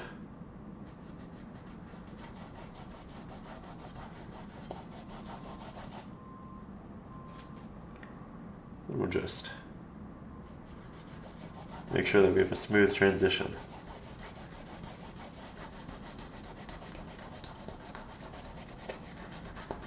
Have it be a bit darker over here just because we'll have a lot of shadows from the surrounding rocks. Though we will also paint in individual shadows later in. You know what? I noted that we wanted this area to be a bit brighter and it to get progressively darker, and I stand by that because the water will make it look darker. However, I think right where that light hits, we should do just a bit more light. So I'm going to softly blend that up.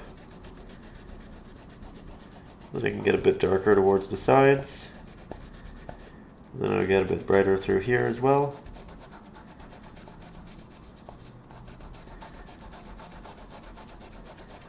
Let me blend that out. It's not too dramatic of a transition, but I think it's quite nice. Okay, so this is all dry to the touch. Now we can go back to the water. We're not going to go all the way back. We're not going to work on the lip of the wave that's coming up and then back down. We want to layer that on top of the water that we'll have here and this. So again, still working backwards a little bit, but now we can work on top of the sand. And we'll do this first mix with our larger flat-headed brush, our Ultramarine blue, a little bit of Mars black. We want a blue that kind of fits in between these two right here. We don't want it to be as dark as our previous dark blues, but we don't want it to be as bright as our previous blue highlights.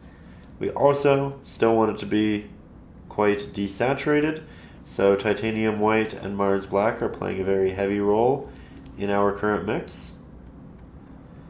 I'm also trying to keep some of this purple on our palette for later reference. And this might be the mix right here. We'll take some of it, we'll put it right in between the two.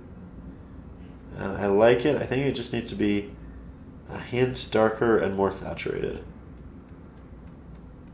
Easily applied. And I think that's it. So, from here, I'm going to go under the lip of our wave to be. I'll work that in front of our rocks, using that nice sharp edge to cut across this long passage. Once we have that applied, I'm going to make sure it's nice and damp. You know what? I say that, I think it needs to be darker. I moved my head back, saw it from a bit of a distance, and I immediately just knew this could look slightly better. So let's do that. Let's just make it slightly darker, perhaps coming off the lip of the wave, because that will cast a shadow anyway. We do a bit of a nice blend forward, and that in itself is a great move forward. So from there, we're going to grab the initial blue. We're going to be a bit careful with this, going in with a damp brush. And I'm going to start moving it over the sand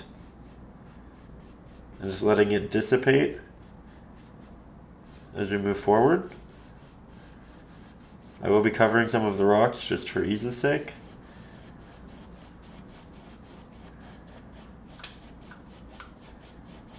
You can see how soft it's getting.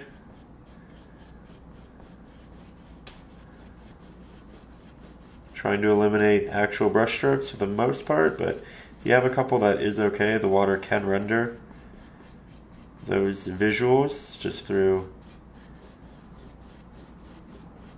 some areas being higher, lower, catching more light, catching less light. But I think this is a really good smooth transition, to be honest. Quite happy. Now that we have that applied, we can do the lip of the wave, and that's, as you probably remember, a bit of this darker pigment. So we'll add some extra Mars Black to it. We don't need to do too much. Perfect. It'll be a bit bigger towards the left because we were closer to the left-hand side. Then as we work towards the right, it gets farther and farther away.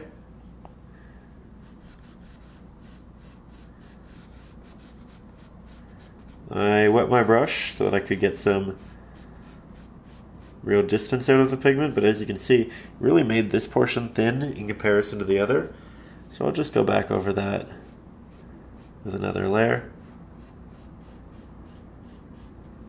We'll make the mix brighter with titanium white, not by much, but it will be brighter, and I'll apply this to the top. That way it looks like there's a little bit of light that's working its way down, because the top will be brighter than the bottom. Do that again.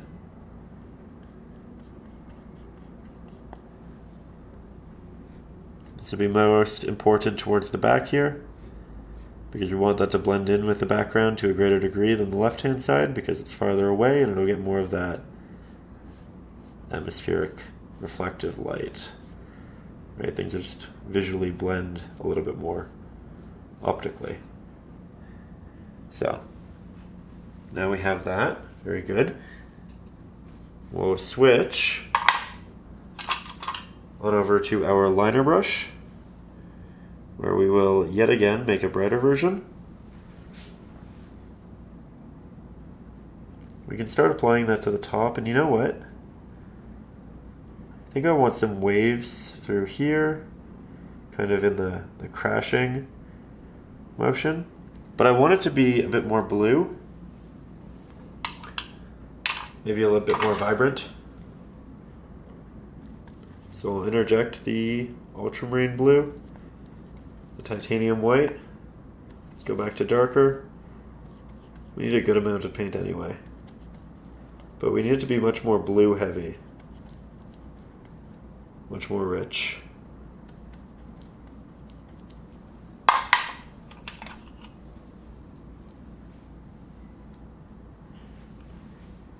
Go in with a test. I'll do so over here. It's good. I like it as something that I'll essentially just let us test spaces and applications, because it's not too dramatically different, but it's a nice base layer. we can build real highlights on top of it. So here's essentially a wave that's come down, coming up, and we can see this portion that's raising it again, that just crashed. It's coming like so. I'm doing lots of little taps for the waves, so it gets this bumpy, very visceral splashing effect. And then the waves will have crashed towards the bottom on the left-hand side and the right-hand side. They start to spill out a little bit. Then we have them kind of up at the top here again, working their way down. This area is intentionally more subtle, remember? Now let's go brighter. Okay, so now we add titanium white. Not a dramatic amount, but enough to noticeably brighten the pigment. Grab our liner, make it nice and damp. We go into the areas that are splashing. We'll do little taps. We'll start to establish movements that also come from the top of the wave down. And the top of the wave will also have highlights, so we can use that there. We're not trying to outline any of this, by the way. It's not meant to be clean. We are and should have lots of breaks within these movements. Now, a lot of these in the background, we started working in this direction, right? Here, I'm starting to wrap it down. So we're going from this, so it looks like the water and the waves and the highlights are going over.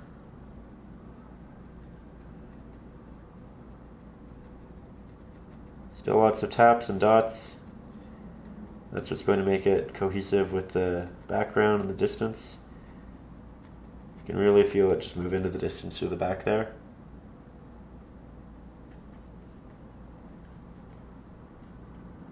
We are going to add the highlighted pigments through here as well. We're just not there yet. But that will add a lot to this.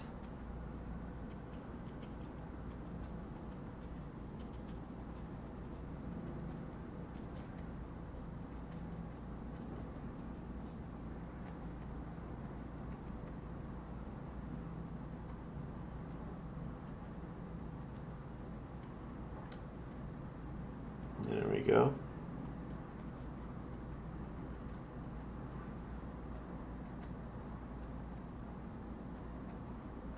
Now we can see a hard lip between the dark area of the bottom of the wave here and above, and what we're going to do to mitigate that is we're going to start doing some waves and some water moving on the bottom here. And that can kind of come out from these sections for the most part.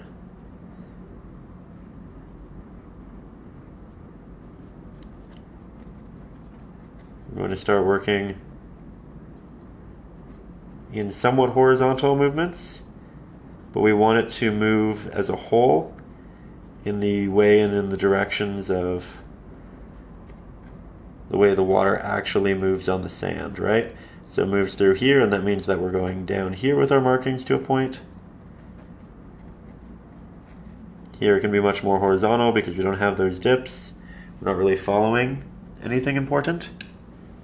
And I know this is almost impossible to see. That's kind of the point right now. We're getting an opportunity to play and figure out where we want our lines. Here, I'm going to start moving them down here. A lot of this is going to have a great deal of highlight anyway, so we're covering it with that. We don't want to do too much of this because we don't want to cover all of the sand in blue and then cover it again in the highlight, because then we lose that translucent look and feel. So we're being wise. Okay, next we go more blue, we go brighter. We take titanium white, We interject. Need a good amount of this. Still a hint of Mars Black.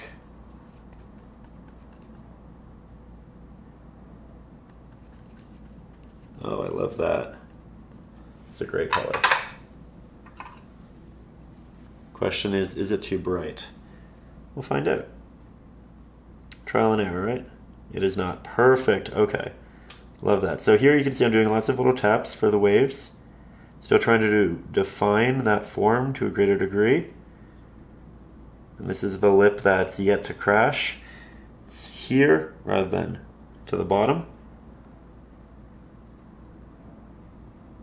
But it has crashed here.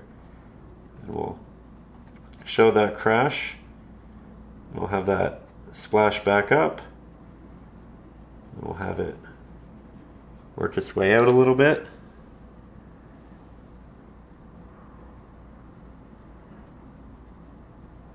Remember, it's coming over this edge.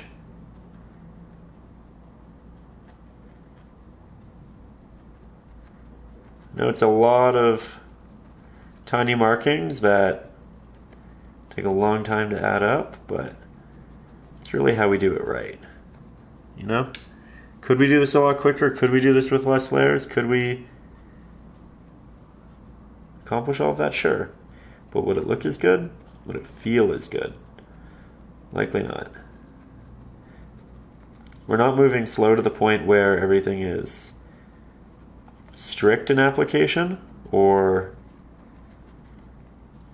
too firm, but we are moving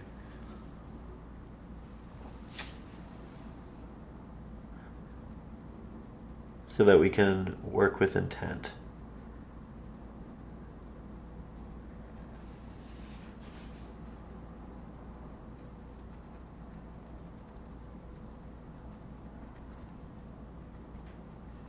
Okay. Here it's splashing back up.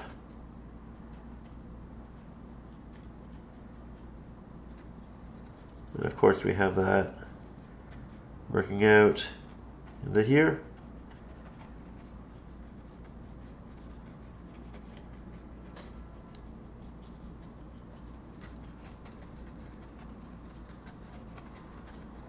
Now, while we could continue building these highlights, what's more important right now is establishing the light that we have through here. So that is going to be our number one goal. And for that, we are going to need more Naples yellow on our palette, as it was the primary pigment in the lighter mixes towards the clouds. So, go back to our large flathead brush. It is clean. It is important that it is clean because we're going to be working with yellows and we don't want those mixing with our blues, at least not while wet. We will have a bit of an optical blend, but we can work on that. Water is also clean. So with that, we'll grab our Cad yellow. We'll grab significantly more of our Naples yellow, titanium white, and a hint of our Cad red, not to make it pink, not to make it orange, but to make it so that when we apply this over our blue, we don't get a green. And then we can build it up to be more yellow in future layers, right? I'm going to do a little test to make sure it's the corresponding pigment with what we already established in the painting, and it looks good. So, I like this. We're going to apply it, not with a larger flat-headed brush, but with the filbert. Make my brush nice and damp because we do want a good blend. We're going to go in with a thin layer initially. I'm going to follow the light down here. We're just going to work this out. We'll apply our details to it after. But right now I just want to show that this area is collecting more light as a whole, as is this. And then of course it should blend up softly as we have a shadow from the wave.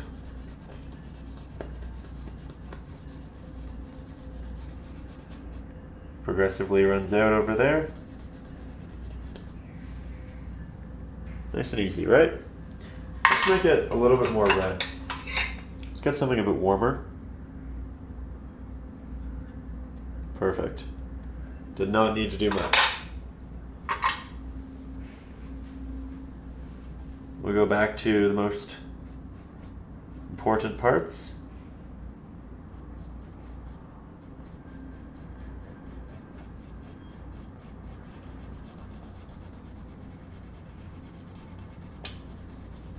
We let it dissipate to the left, to the right, up and down.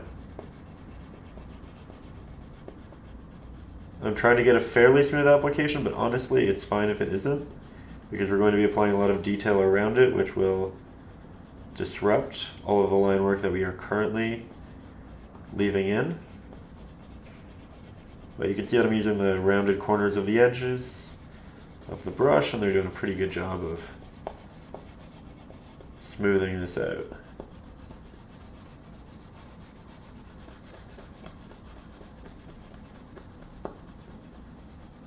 Get some good painting ASMR in there. Flipping of the bristles. Scratching on the canvas. Just like so. Okay. Now I think we do one more application in that central spot, in that central spot. Less of a blend this time. We want that middle part to be more opaque than everywhere else.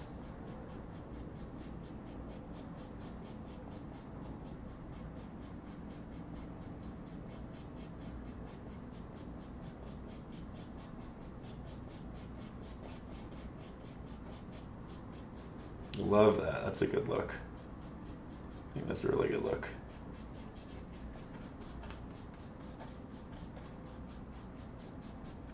Okay, so now what we're going to do is we're going to take our smaller liner brush. We're going to take that same highlight pigment. We're going to follow this to the area in which it would be most bright, and we're going to skip that first little area because of course we have the shadow from the wave. And then once we get here, we're going to start with somewhat horizontal movements, but occasionally moving up and down. We're going to create this effect of moving water.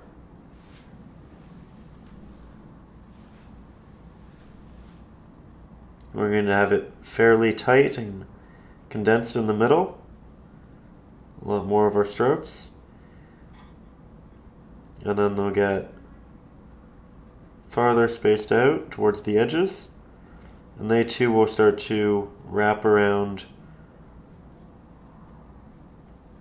and move with the water in the same way that our initial blue markings did. They'll dissipate as we get towards the edges.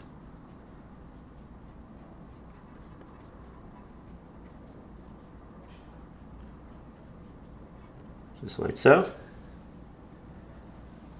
We'll go back to the centers, double up on the areas that will really catch that light.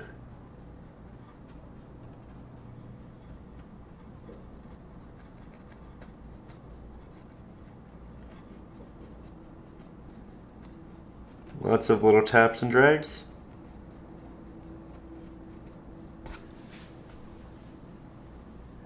This is just the start.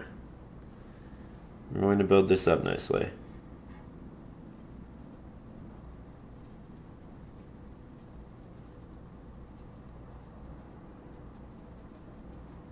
I think I'm actually going to head up here and expand this slightly to the left. Or to the right, rather. I think I'll also expand this. Not dramatically, but there's so much light from the top that could, so should probably be appreciated, taken note of.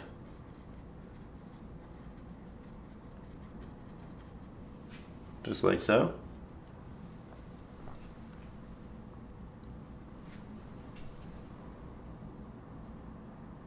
And then we're also going to have these highlights work on the top of the waves and come down to a point. This is going to make it start to feel a bit more cohesive.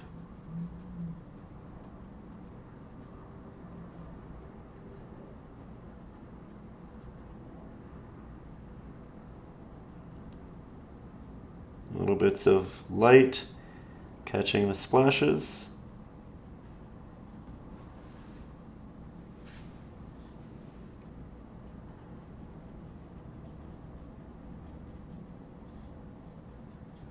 Little bits of light catching the tops of these, and working its way down.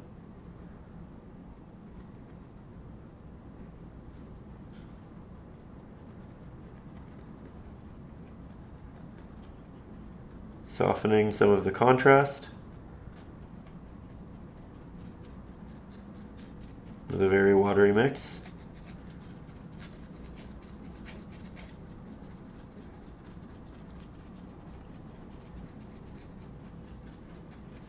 Stepping back, we're definitely getting there, but this is not yet the same hue and value as what we have above. It's much brighter. It's a bit more Naples yellow heavy.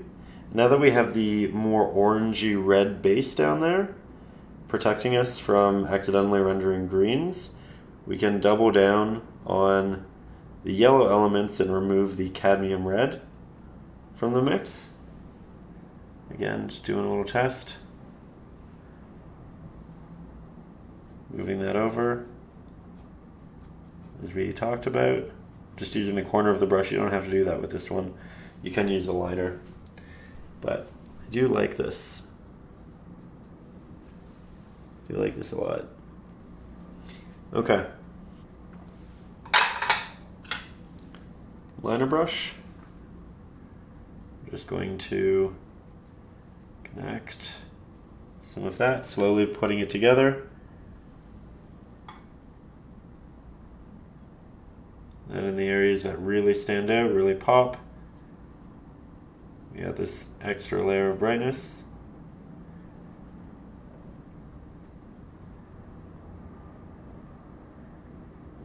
Lots of taps towards the edges now. That's going to show a bit of a sparkle, a sheen in the water. We can do this with blues later as well to make it cohesive.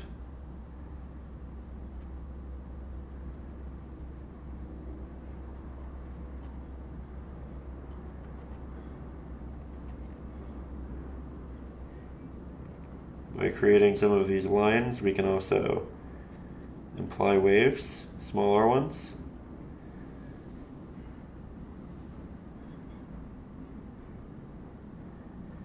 We don't want this to be too watery either, because we need it to be fairly thick.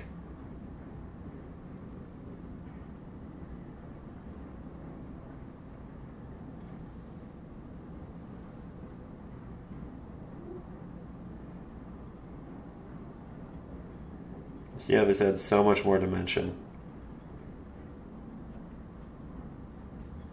Now I'm going to make my brush fairly damp. I'm going to start in here, and on this almost Z-like pattern, I'm going to work my way out. I have very little pressure on the brush. Sometimes it's touching the canvas, sometimes it's not. This is going to give us a little bit of motion, and it is Z's.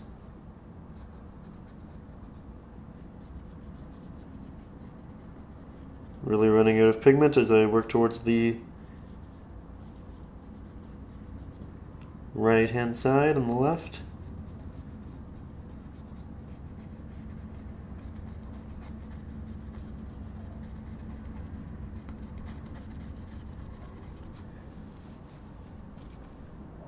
Okay, now I think we'll grab a bit more of a titanium white heavy mixture.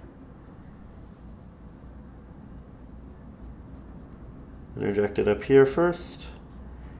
That way it's cohesive.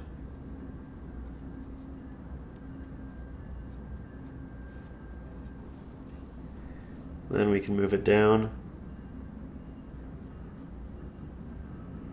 into the bottom I am starting to actively avoid the openings. That way we can still have those. They can be a bit darker. We can have that depth.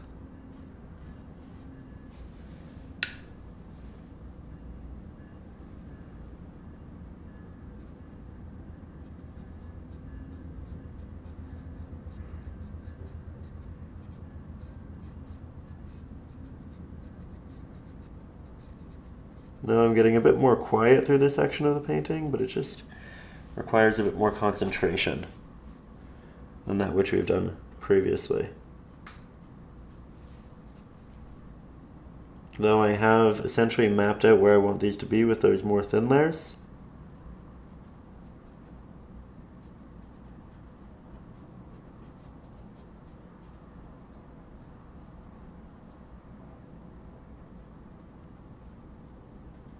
Some little taps along the edge of the water.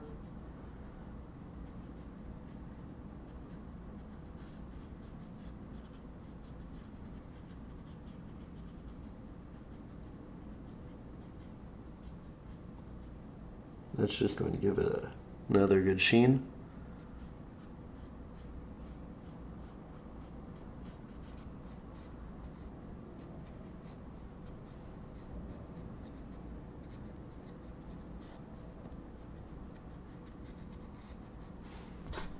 Okay, so now that we have a good base for our foam, we're going to go back to the waves.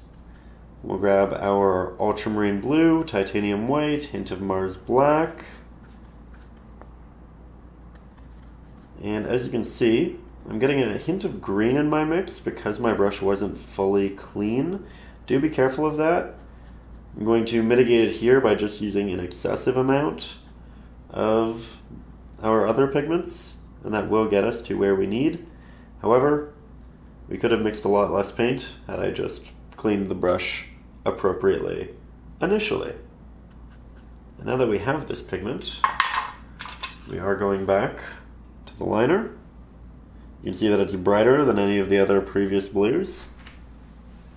Not quite as saturated, but close. I'm going to rework this along the edge of the waves that are crashing and falling, because that's where this pigment is most prominent initially. It's where we already have it established in the painting. But we do have much greater plans for it as well. So again, it's crashing down. We're doing a lead up into the wave.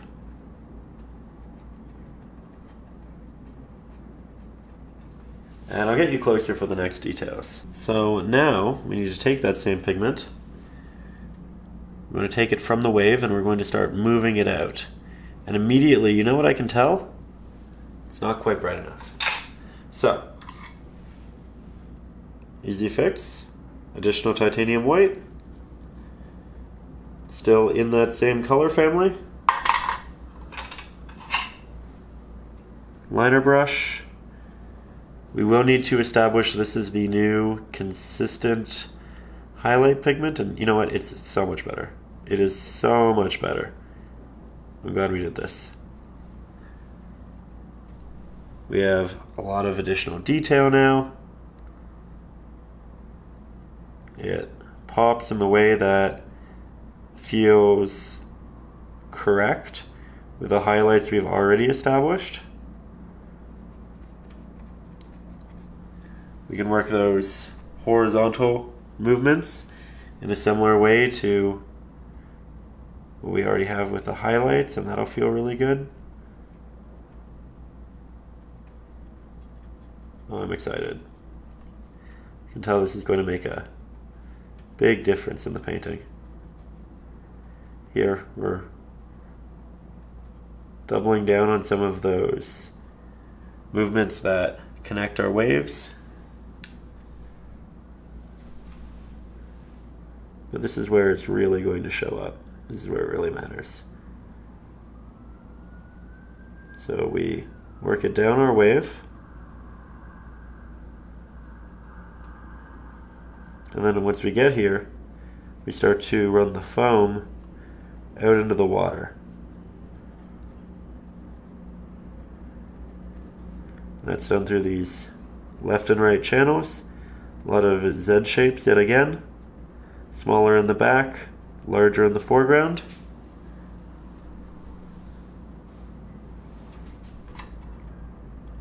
I think it'll be quite important through here.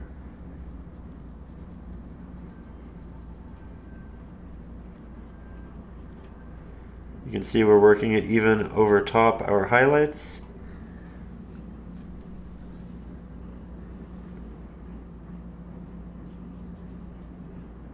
And we just progressively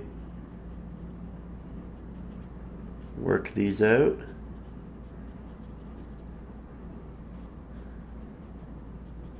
We still have more to do with the highlight, by the way. We're not quite done there yet. But I want to establish our foam in these movements first.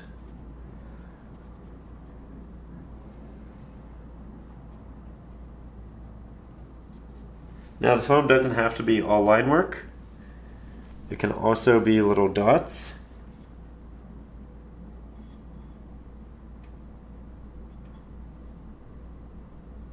And I think a mixture of the two is really what's going to give us the best look.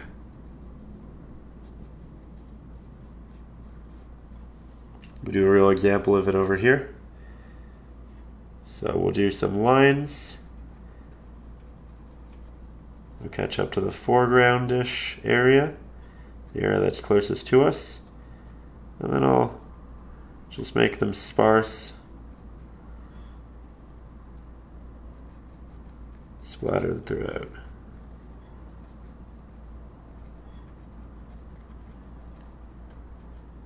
You can see it adds so much to the painting. Then I'm bringing that back into the waves. I'm going to want to do a number of these layers a number of times.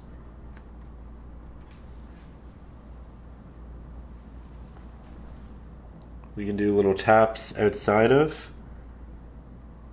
our waves too, just to show a glisten on the sand.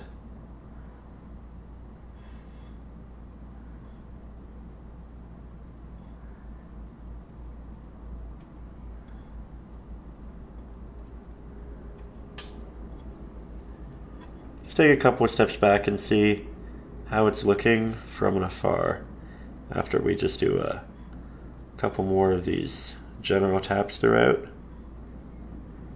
I think they'll add a world of detail. Should aid the piece greatly.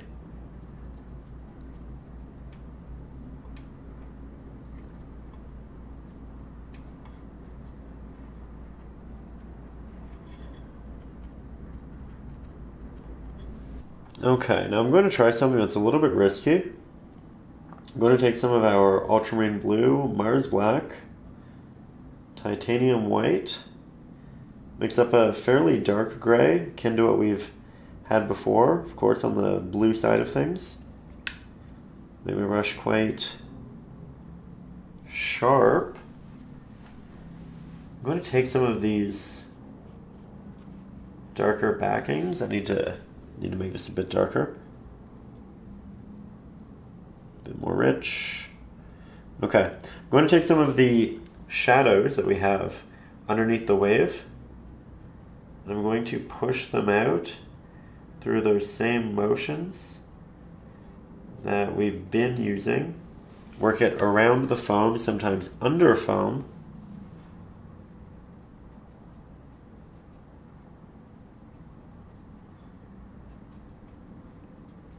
Here under some foam. Cut in between portions of this highlight. I think I like this a lot. I think it needs to be refined. I think we need more of it. But I think this is going to add real contrast to the foreground that we need. before you go ahead and do it, just watch me do so. It wasn't part of the plan. We are kind of editing as we go here. Can't happen too far down because very quickly we land ourselves in incredibly shallow water. This is an opportunity to break up bigger portions.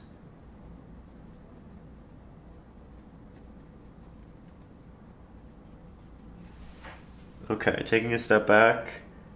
I think I like it. I think I like it a lot.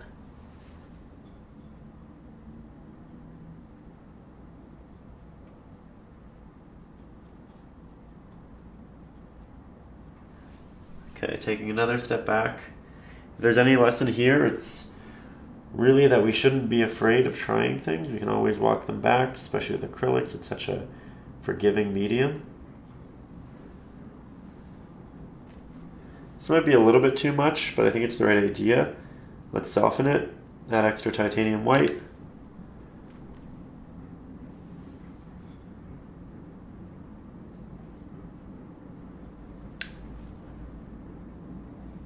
Really can't press my brush with any pressure into the canvas, otherwise we're going to get a marking that is far too large. Okay, this is much better. So I think I like the idea. I just wanted the applications to be slightly less stark.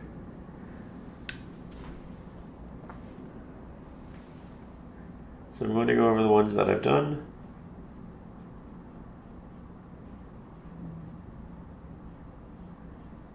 Just bring it all back to a place that's a bit more of a darker mid value.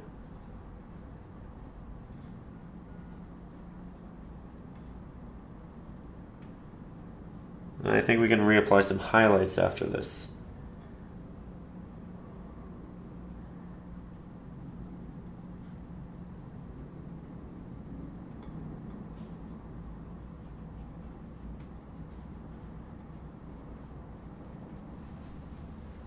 Okay, so now let's rebuild in some highlights. I'm going to grab that flat-headed brush, grab some of our Cad red, not too much, some of our Cad yellow, again, not too much, but enough to make it into an orange of sorts. Grab an abundance of titanium white, and of course, Naples yellow. Looks like we've already refound the previous pigment. Just going to mix up a bit more so that we don't waste any of the extra reds and yellows. Grab that with our liner. Now we rebuild in those highlights. In between a lot of our pre-existing areas of foam, but we can also establish new spots that perhaps got covered up. We can also interject more of our taps, which I think will be really visually valuable.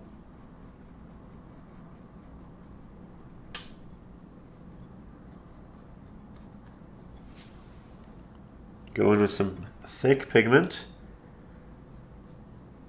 over the shadows that I don't love, but I did extra shadows just so I would have that room to play and that option.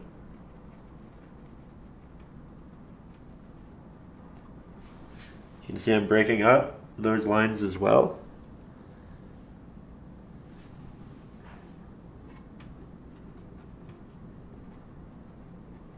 You can place that on portions of the wave through the real highlighted spots.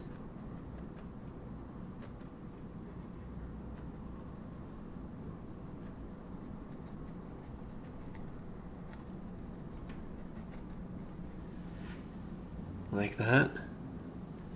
Let's do it over towards the larger area.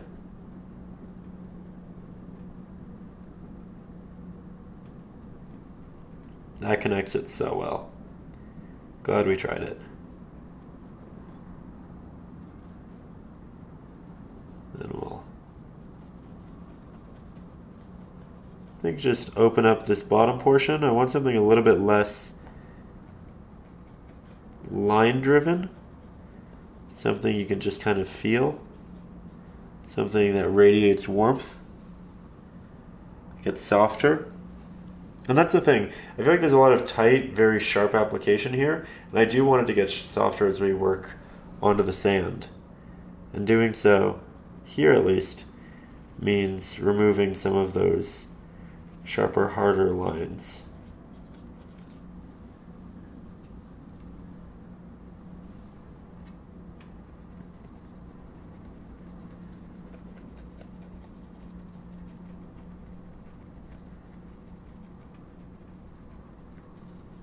Perfect.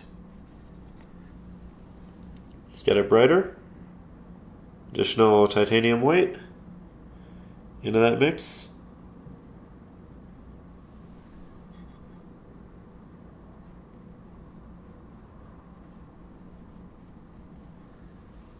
Adds a lot to it, doesn't it?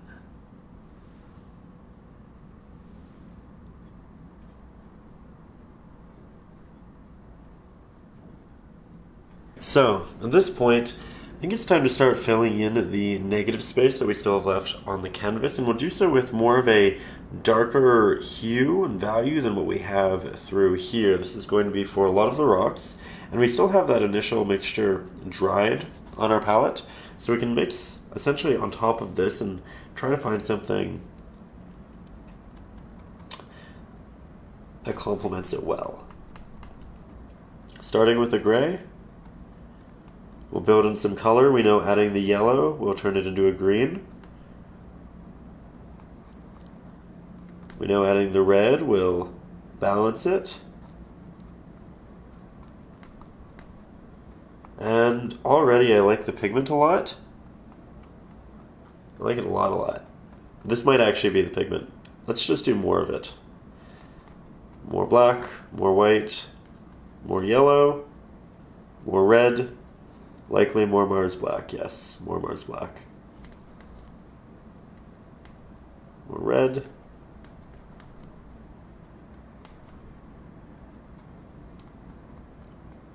And we're just about there.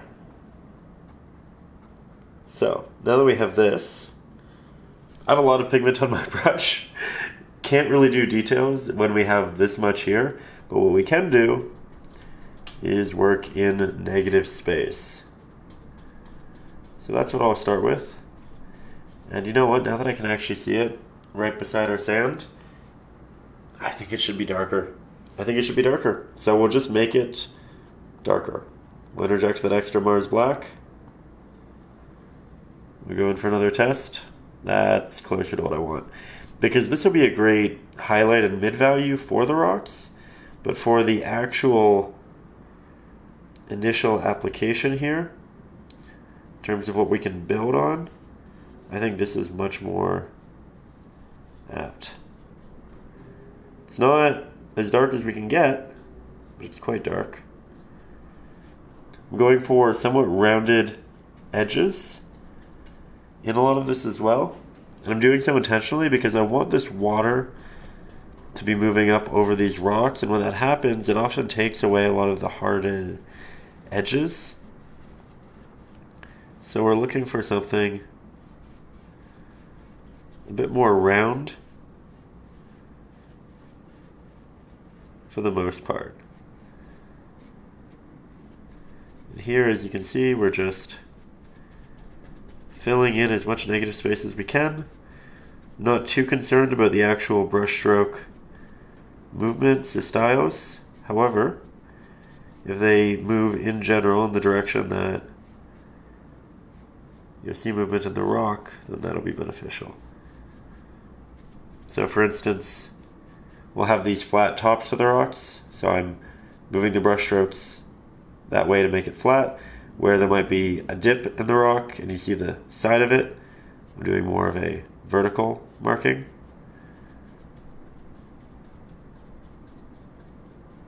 There we go.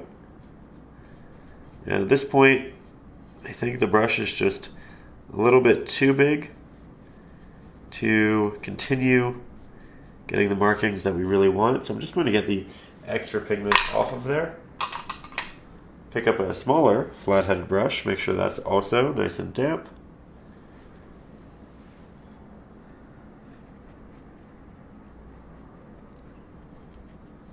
And we'll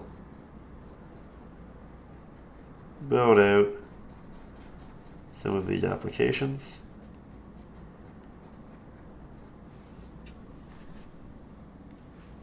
Now it'll all just look like silhouettes initially.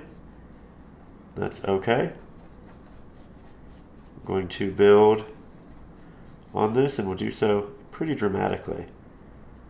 Make sure they all look nice and three-dimensional. They have proper form and shape.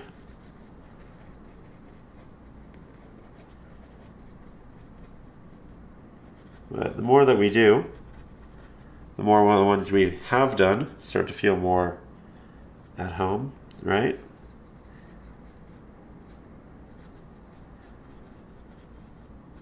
I was tempted to make this just a very clean beach, one void of rocks and whatnot.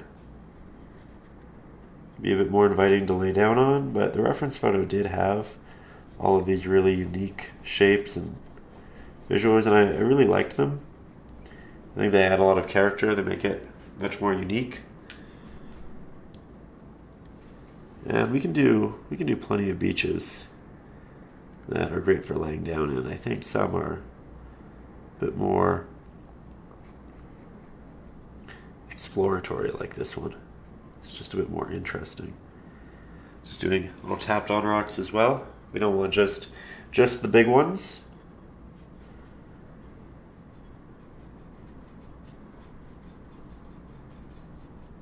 There we are. Mixed a lot of pigment, so this is going to all be extremely cohesive, as I didn't have to go back and remix it and accidentally run into the wrong pigment. Something we can often avoid through proper color mixing, but it is nice to just have that reassurance. And I think the darker markings that we're currently incorporating are really lovely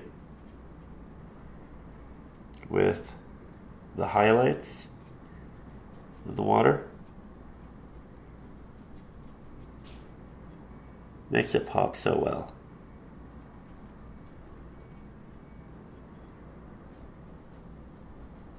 Trying to make sure that all my little rocks are different. I am deviating from the initial drawing and reference photo, but that's okay. We're just taking some liberties and making it our own. You're welcome to do so as well.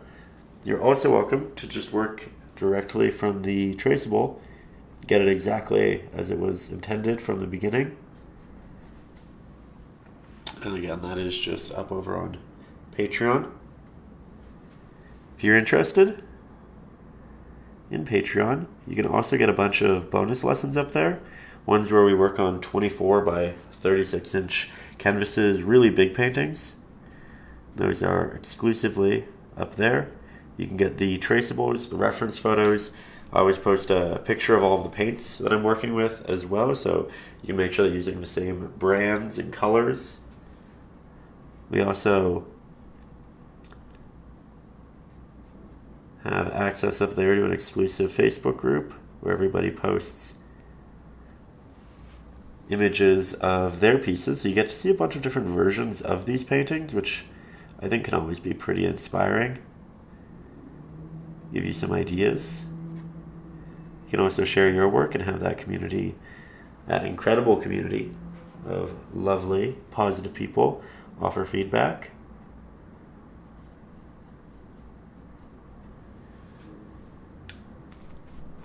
And up there you can also get my ebooks, which include Acrylics for Beginners, which is essentially the essentials. Everything you need to know about acrylic painting before you jump into your first one.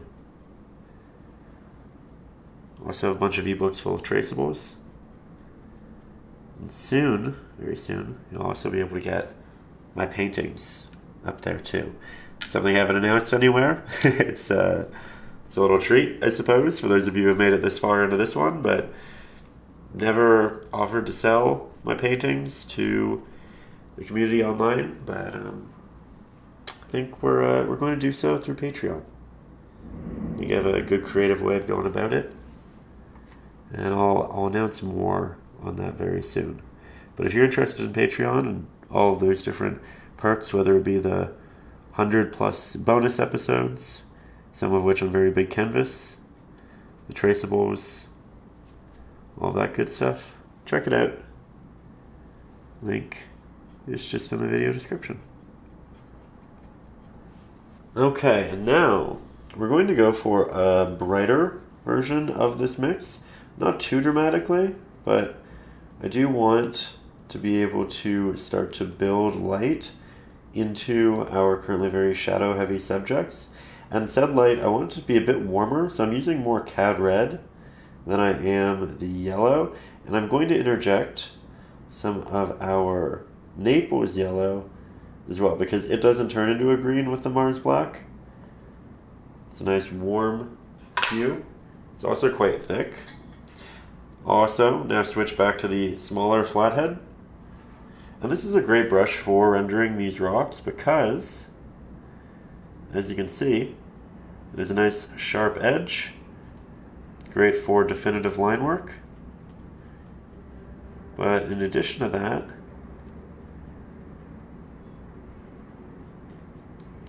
it can hold a good amount of paint. Now we can start the highlights on the areas that are going to be facing the light, and then we work it back.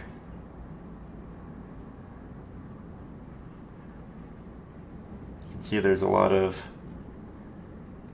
tapping with the corner of the brush to get sharp detail, but then we'll also do longer drags to establish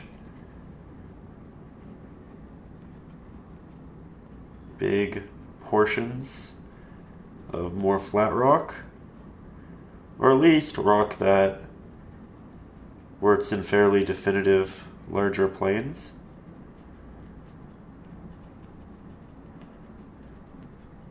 And I'm just tapping a lot of this on towards the back.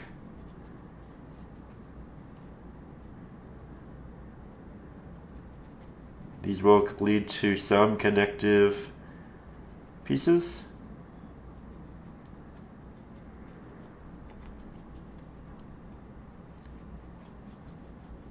Going to be somewhat careful through here because I want there to essentially be a bit of a wall of rock. Catches highlight to a point. So it's very similar to what we were doing, except instead of moving horizontally, we're moving vertically, right? That can work its way up into the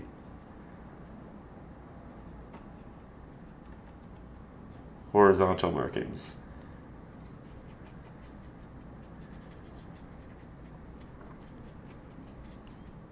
Let's get you a bit closer. So I'll begin by just making sure my brush is nice and damp. Grab some of that pigment. And then again,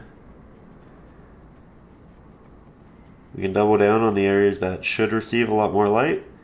Every layer we place will be brighter than the last because now we're building on a mid value rather than a dark one. And I'm going to prioritize areas that are, again, closest to the light, while sometimes and occasionally expanding upon that which we've done.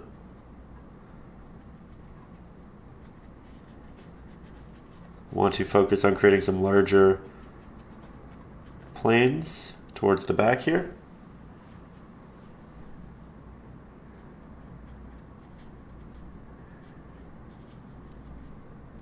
When we leave darker portions, that does mean there's a shadow, there's a divot, and that's important. I see in the reference photo there's actually a lot of sand up here, on top of the rock, and I love that as a feature. I think that's so interesting. It adds just another dimension and layer. Almost out of pigment, so I'm just incorporating some in the shadow here. That way the shadows aren't completely flat.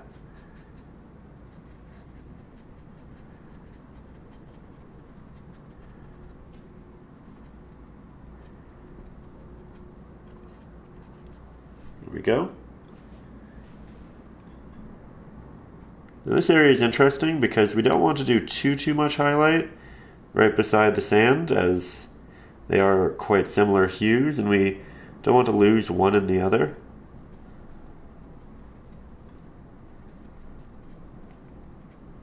So I'm not going to do too much layering of this because I don't want to build the hue up to be, or the value rather, to be too bright. But it does still need some. And here I think because it's so close to us, we'll really focus on the tapping effect. The closer you are, the more you'll see the taps, because it's essentially just small protrusions of rock that catch extra light, and in the distance they're just too small to see. So they come across as more line work, but in the foreground we have an opportunity to really catch that detail.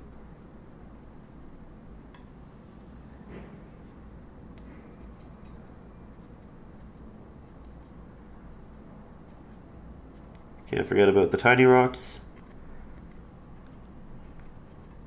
Sometimes I'll approach a rock very minimally and then return to it 5-10 minutes later once I've established the area as a whole better and I have a better idea of how much detail we want to incorporate, right?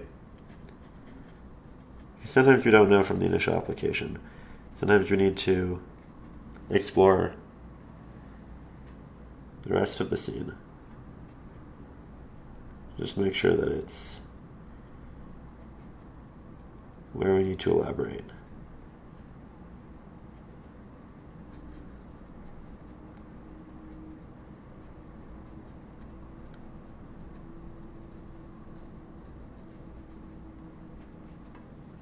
There we go. I really like how this is coming along. I think we're making great progress.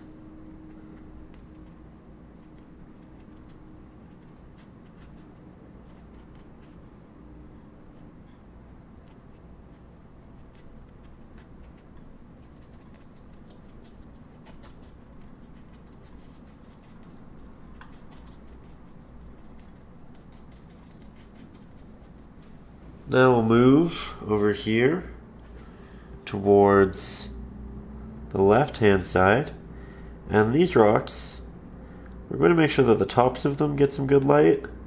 We're going to make sure that the right-hand side and the left-hand side do, because the light's coming from right here means it's going to shine on both, unlike on this side where it was predominantly to the left-hand side of the rocks. We're always just looking about our subjects and thinking about their relation to that light.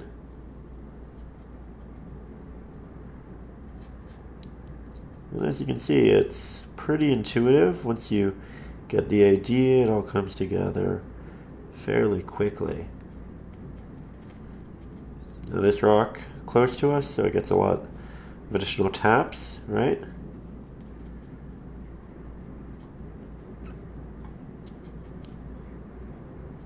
So, kind of waiting for my brush to run out of pigment to a point. That way I can head in here into the darker areas and do a less dramatic application, something a bit more subtle. But I need the brush to essentially be more water than it is pigment. We're still working off that paint. I think we're probably there. Now I can work some designs into the back here as well. It's not too dramatic, but it's enough. And then we don't want too much detail on the left-hand side because we want the attention to stay towards the middle of the painting. But we do still need to make sure this is all three-dimensional in the way that the rest of the piece is.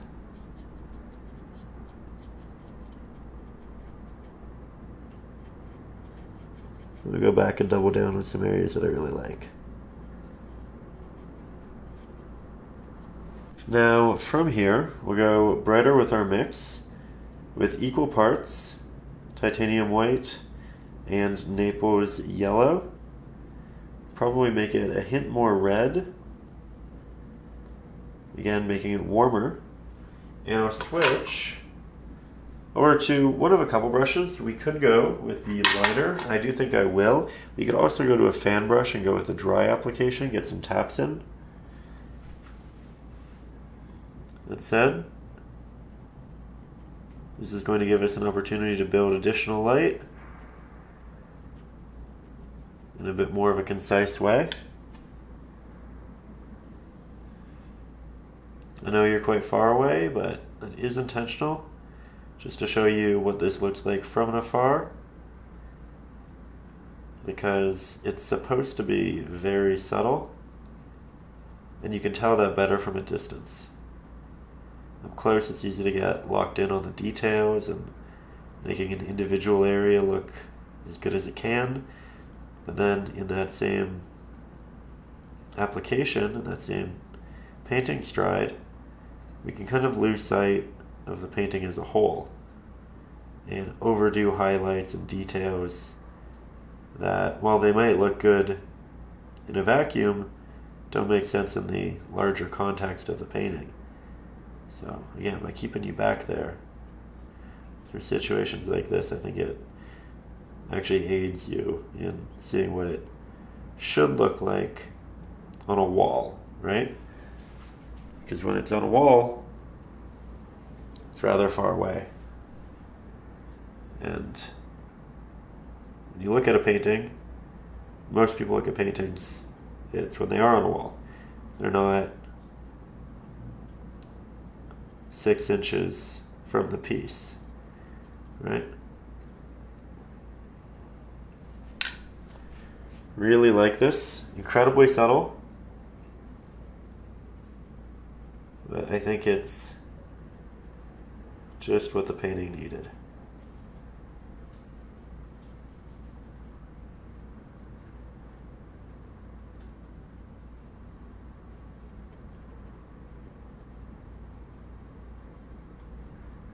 I'm even reshaping some of my rocks as I go ahead and apply this pigment. Gives you a lot of opportunity to be playful.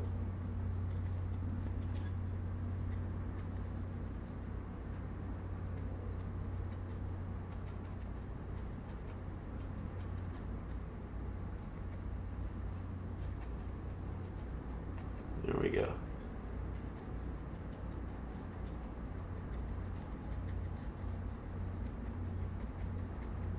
Now I also wanted more sand right through here, and we can do that by just remixing the sand color that I still have on my palette. Remember, it had a bit more of our cad yellow than it did our Naples yellow or even our red. Wanted it to be a bit more green heavy, and we can remix that with fair ease, considering we've done it couple times already in this painting. Though it does need to be, while a green mix, a very desaturated green mix. So the Mars black and the titanium white play a very important role in this, with of course a hint of red. Switching back to our smaller flat, we can do a little test. Looks great. And now we can do the sand and little pockets of it up here. Little tapped areas. We want it to be quite opaque, so we might need to go in with a couple of layers.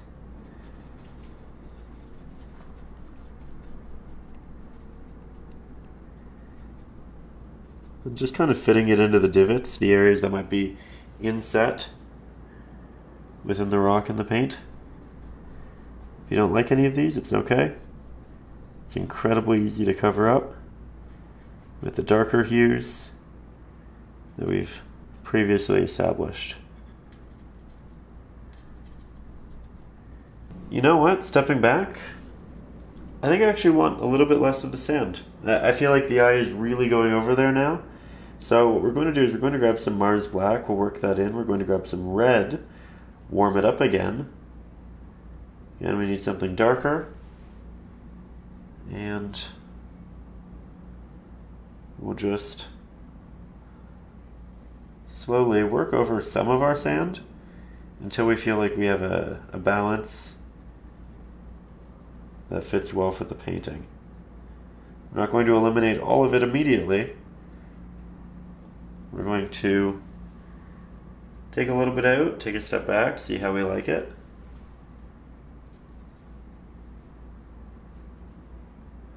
Grab more red. This is just to show you that we don't have to get everything right the first time. It's okay to do some trial and error. Now we just have that one little patch.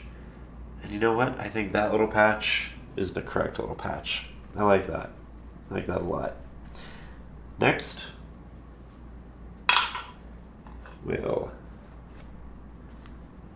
mix up a even brighter mixture than what we had for the highlights on our rocks. We don't need a lot of it.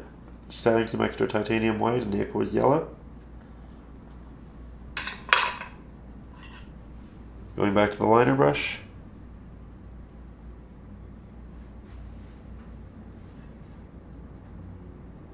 And we can just work on slightly more unique highlights here and there.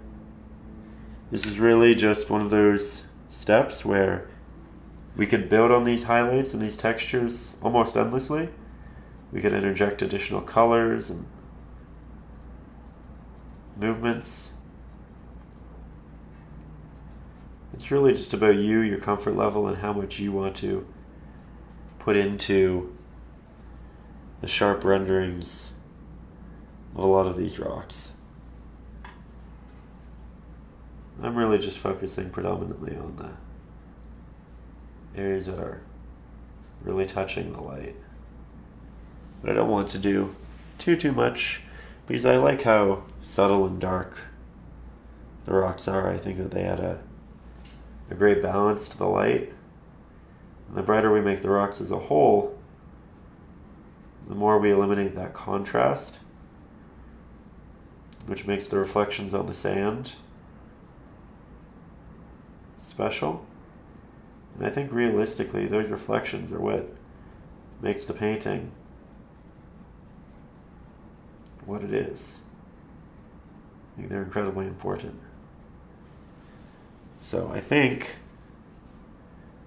for the most part, we just leave those be. Then, titanium white, Naples yellow, liner brush,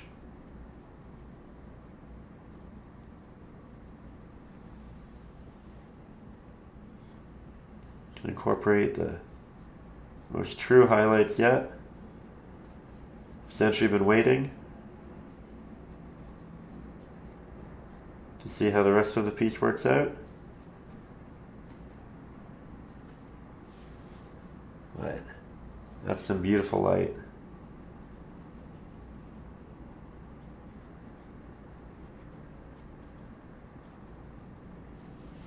There we go.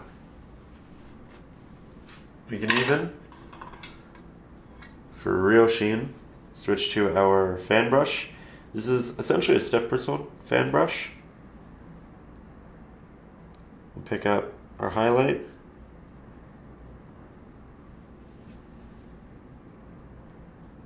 And you don't have to do this, but it's a really easy way of getting a lot of sparks of reflection.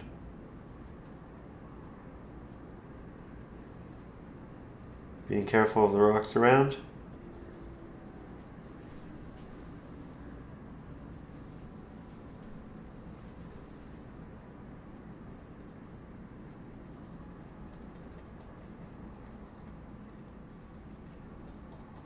We could add this texture into the rocks as well, but I'll be honest, I think I just want it for the sand, because I don't want to distract from my favorite area, from the primary area of the painting. And with that, you know what? I think we found our conclusion. I think this right here is the painting. So thank you so much for being here. Thank you for taking the time. I hope that you feel like you learned something. I hope you feel like you relaxed. I hope you feel motivated and inspired to go out and render something that means something to you as well. I have really loved working on these seascapes as of late, and we're definitely not stopping anytime soon. I still have ideas for other types of paintings. There are a couple of cityscapes that are kind of mentally in the background in the works that I'd really love to do. And of course, we do have winter coming up here in Canada, and I'll definitely have to do some scenes for that as well. I say have to, very much want to, but that is all coming in the near future. Again, up over on Patreon, you can get the traceables, the bonus lessons, the ebooks, the soon-to-be actual paintings. I'll definitely be putting this one up over on Patreon for one of you to grab. I think we might launch next week. I think that's the hope. So we'll see what happens. And at the end of these lessons, I always like to give you a little keyword, something you can write in the comments as essentially a badge of honor to know that you are one of the, on average, 13% who makes it to the very end of the video. So if you get to this point, you can leave that word. I and everybody else who got here knows that you are part of that club. And again, it's always just fun to see who gets here repeatedly. That said, today I just love to hear about one of your favorite memories around the ocean, the beach, the water. It doesn't have to be an individual word. I just love to hear a little story. I think those often inspire us to make art, and I hope in typing about it, I hope in thinking about it inspires you to go out and make something too. Okay? So I'll see you soon. Make sure you subscribe if you haven't. And with that, above all, as always, stay creative.